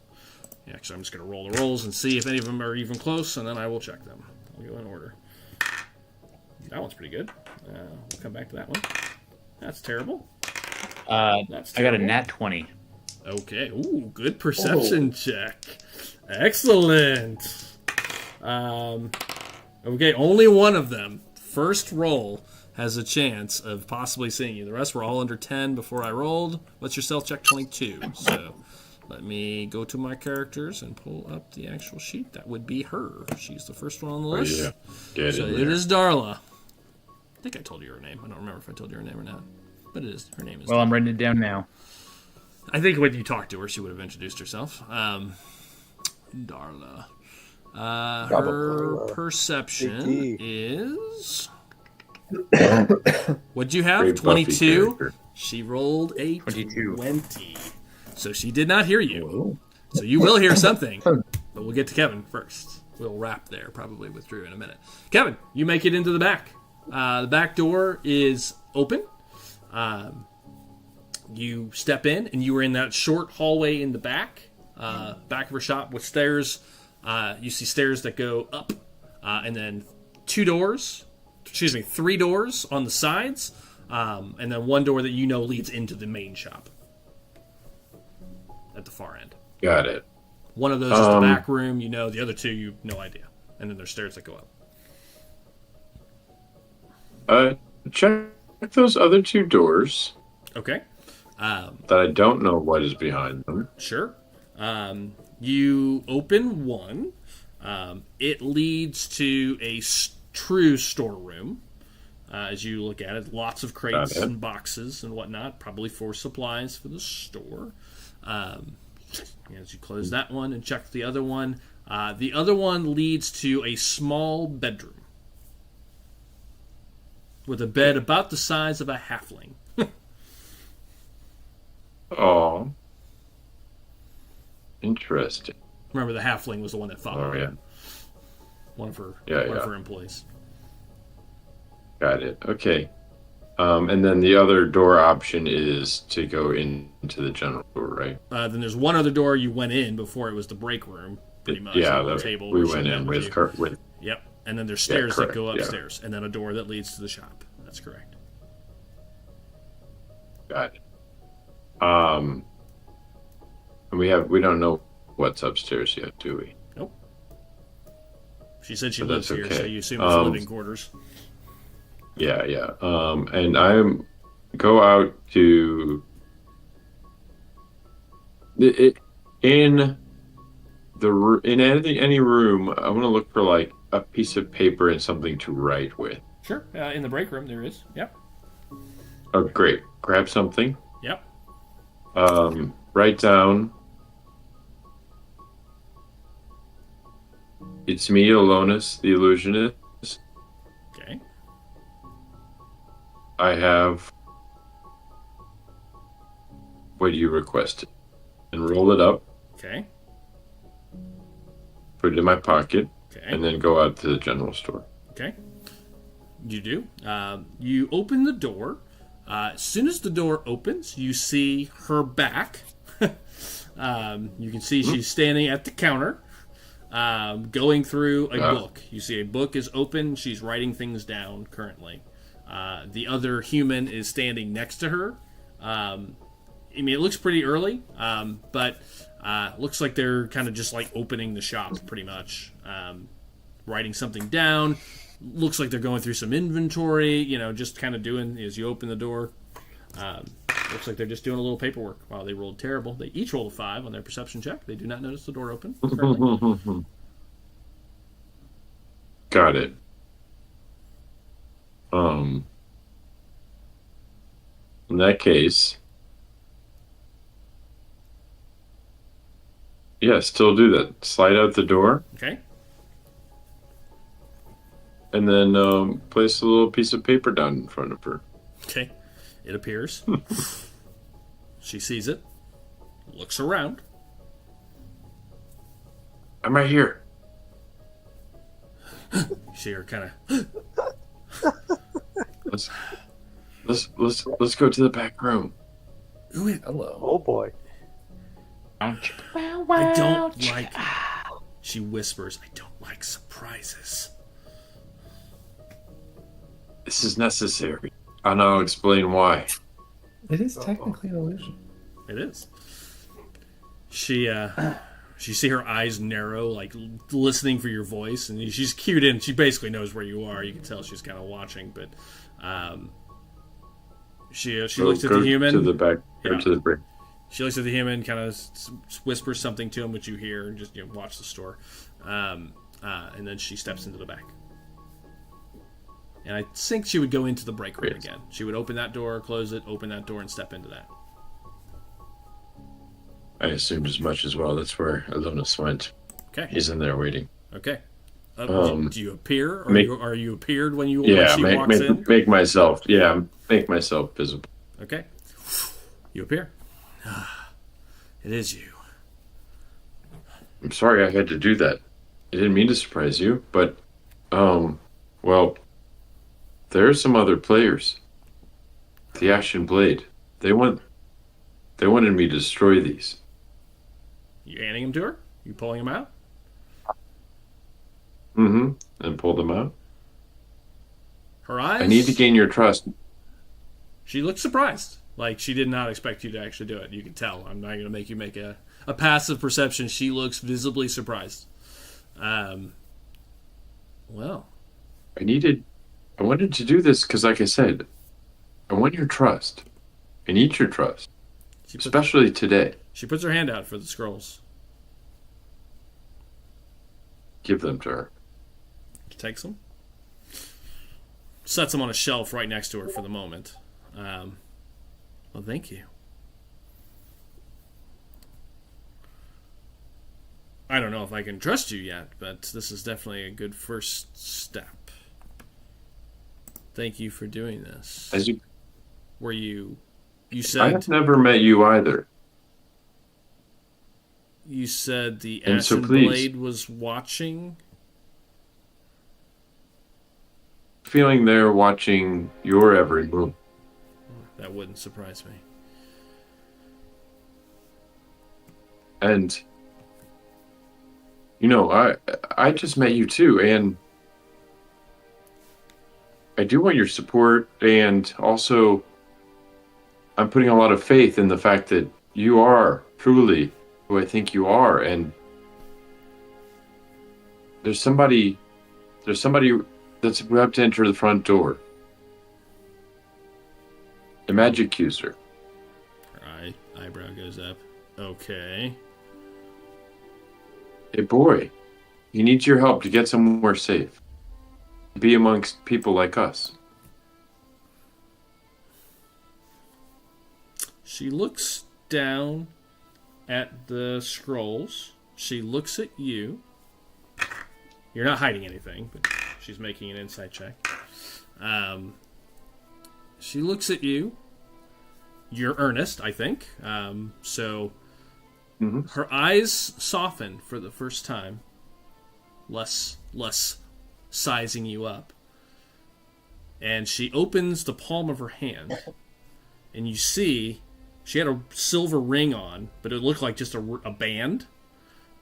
As she opens her hand, you can see rolled sideways so that it's facing like her palm inside her fist. You see the untamed insignia on a ring, but it was turned upside down so you couldn't see it. Ilona smiles real big. Yes, I knew it. I knew it. This isn't a great time. Give her a hug. Oh, God. Oh boy. Okay. She is very weirded out by that. You see, like, she's like, this is like one of those awkward hugs, like she doesn't move, like, and then steps back. That's good. Thank you. She just kind of puts her palms out. I knew it. I knew it. It's not a great time to be bringing more people here. We're pretty... She gets real quiet. We're pretty full right now. I understand. And there's an Inquisitor that was poking around a few days ago. Oh no, that's just my friend. No. I mean, I hope it wasn't your friend. That's just my friend. Wow. He pretends to be one sometimes. Well, I hope it wasn't your friend. She says in the past tense. Oh. Oh. Then, no, that was not my friend. He's still alive. This So, one's not. but I know it's not a good time, but I promised this guy we could get him on a better path. He needs help. Okay. And that's what you do. You help people. When I can. I've got 10 people hidden, stashed away right now already. I don't know if I can take any more. We've been trying to find a good time to get them out of town. I guess one more won't kill us.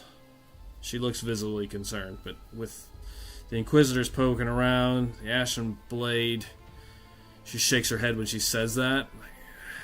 I don't know.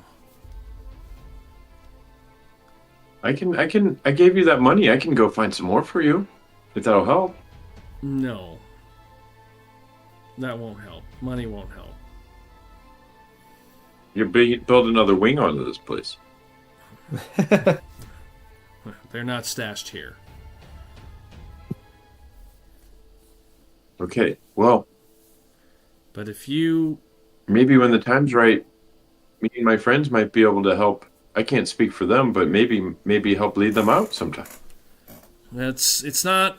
That would be helpful, actually. I don't have much in the form of resources. We're a pretty small group here. We use a culvert in the southern tunnels below the city that leads out to the south wall. But the sewers are dangerous by themselves. That's perhaps we could help each other. Yes, I can ask my friends. We can help. Okay. But I have to ask them. I understand. There's a lot going on, as you know. Okay. Bring your friend in. You trust him? Trust him. I trust him. No one can. He's been in a difficult place for a long time.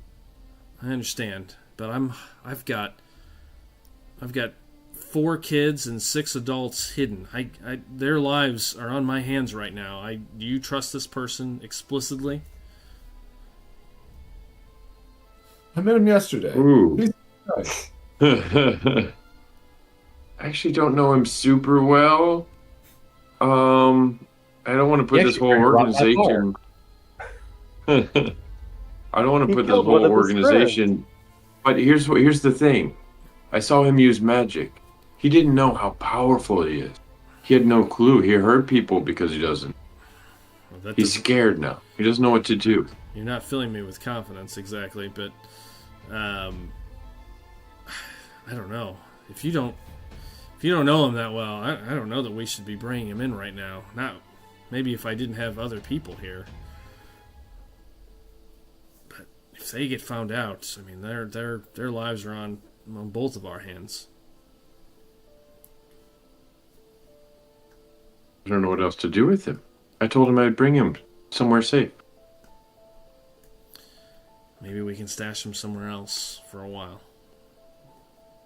Yeah, do you have another? Maybe, yeah, that's a good idea. Is there another less low-profile place? I mean, I only have the one place. You know him? It's down in the tunnels below.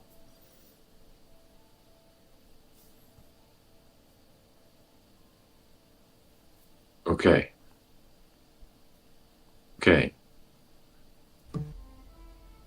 I'll ask my friends what they think. Maybe they'll have a good idea. Okay. But if you could help me get those families out of here, I mean, we could stash them there. At least I'd feel better about it. Things have just been questionable. There's been a lot of tension here in town ever since that acolyte was murdered a few days back. Ever since then, the Inquisitors have been sniffing around. Guy named Jorik came through here. You recognize that name, Kevin, was one of the missing Inquisitor that you got downloaded on from the meeting with the Duke. Yes. Oh, they took him out. How funny. Well, that one's off the list. Like that. Oops. I totally understand. I understand. Maybe. Well, my friends should be entering the front door any moment right now. Okay, well, maybe get rid of him for now. I mean, you figure out what to do with him. When you're ready, you let me know, and if you can help me get the other families out of here, then you can use him in that storehouse. It's a small storehouse. It's set up for living. We can keep people there for weeks if we need to. But if you don't trust them, I can't bring them down there. I barely trust you. Fair enough. But you snuck into an inbound lot and risked your life, so at least there's that. Yeah. Super easy, too. I knew that was coming. Well, oh my god. Someone with your abilities, I suspect it would be. That's why I asked you to do it. Oh, thank you. You got the right guy. You say that, we swipe away to the final scene for the night. While Drew, you lean in. You see Darla walk over. She's just walked up to them. You kind of Spider-Man across the roofs. She almost looks back, but doesn't. You kind of crouch back behind like a little chimney or something. She kind of looks over. She walks over. And you hear her say, well, they were here, but what would she say exactly? It changes things because she saw you guys. They were here. Oh. She goes, they were here yesterday, but don't turn around. They're coming behind us right now. Hello. She says. And Drew, you hear that. That's what she said. They just got here, so they're back. I don't know where they're staying. The owner didn't know where they're staying either. They appear to have left where they... I can't remember the name of your first inn, but she says it by name. Yeah, we couldn't either. I know, I've forgotten it again. Hold on. Just for continuity here. It is right here. They didn't come back to the Lantern's Rest last night, but they're back here now. So they're staying and she says, I don't know, they're staying somewhere else. We'll have to figure it out. But right now, it's too public. Let's move on. We'll find them soon enough, she says. And then the five of them. Well, she sort of like almost like grabs two shoulders to make sure they don't go the other way, like towards you all. She like kind of walks, like kind of directs them the other way up the street, Drew. You see them start moving away. You're scared. Drew, last moment, Doug, last scene. What do you want to do? Just so that Darla can kind of see on the corner of her eye, like she notices torn up tickets floating down.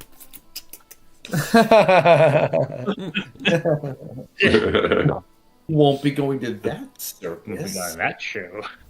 Well. Okay, well then, so nothing. You're just waiting there as they walk away. Yeah, I don't disagree with her sentiment that it's too public. Yeah, and you're in the middle of a public street. There are guards around. There are people around. It's very public. But she doesn't know that I overheard her. So she does not, but she definitely saw you all, which she made perfect eye contact with you, with the other three. And with that, she starts walking away. Then, Drew, if you're not doing anything else, they walk away. The three of you standing there, Jason. Basically, what you would see is them talking in a little huddle, conversation. You guys can't see it, anything. You just see movement, hand gestures, and then the five of them. She grabs two shoulders, the muscle guy and the orc, and directs them further up the street. And as they walk away, and she's there with Knoll guy, right? Yep. All five of them are talking together. Yep. As the five of them turn, would have been a great time for a bomb. Would have been. And five of them start walking away, and that is where we're gonna end tonight, episode 32. And thank you guys for listening. We are off next week for the holidays, so we will see you in 2 weeks as Starfall continues. It's like there's not like there's a schedule posted. Though do check out, follow, like, subscribe, and check out our website where the schedule will be updated with some updated dates. But we are off next week. So thank you for listeing. Have a great night. And make sure to get your When Bards Attack present Christmas ornaments. Yes, we're going to post those. You can get those up on the merch site. That's right. But thank you for listening. We will see you all next time. Good night.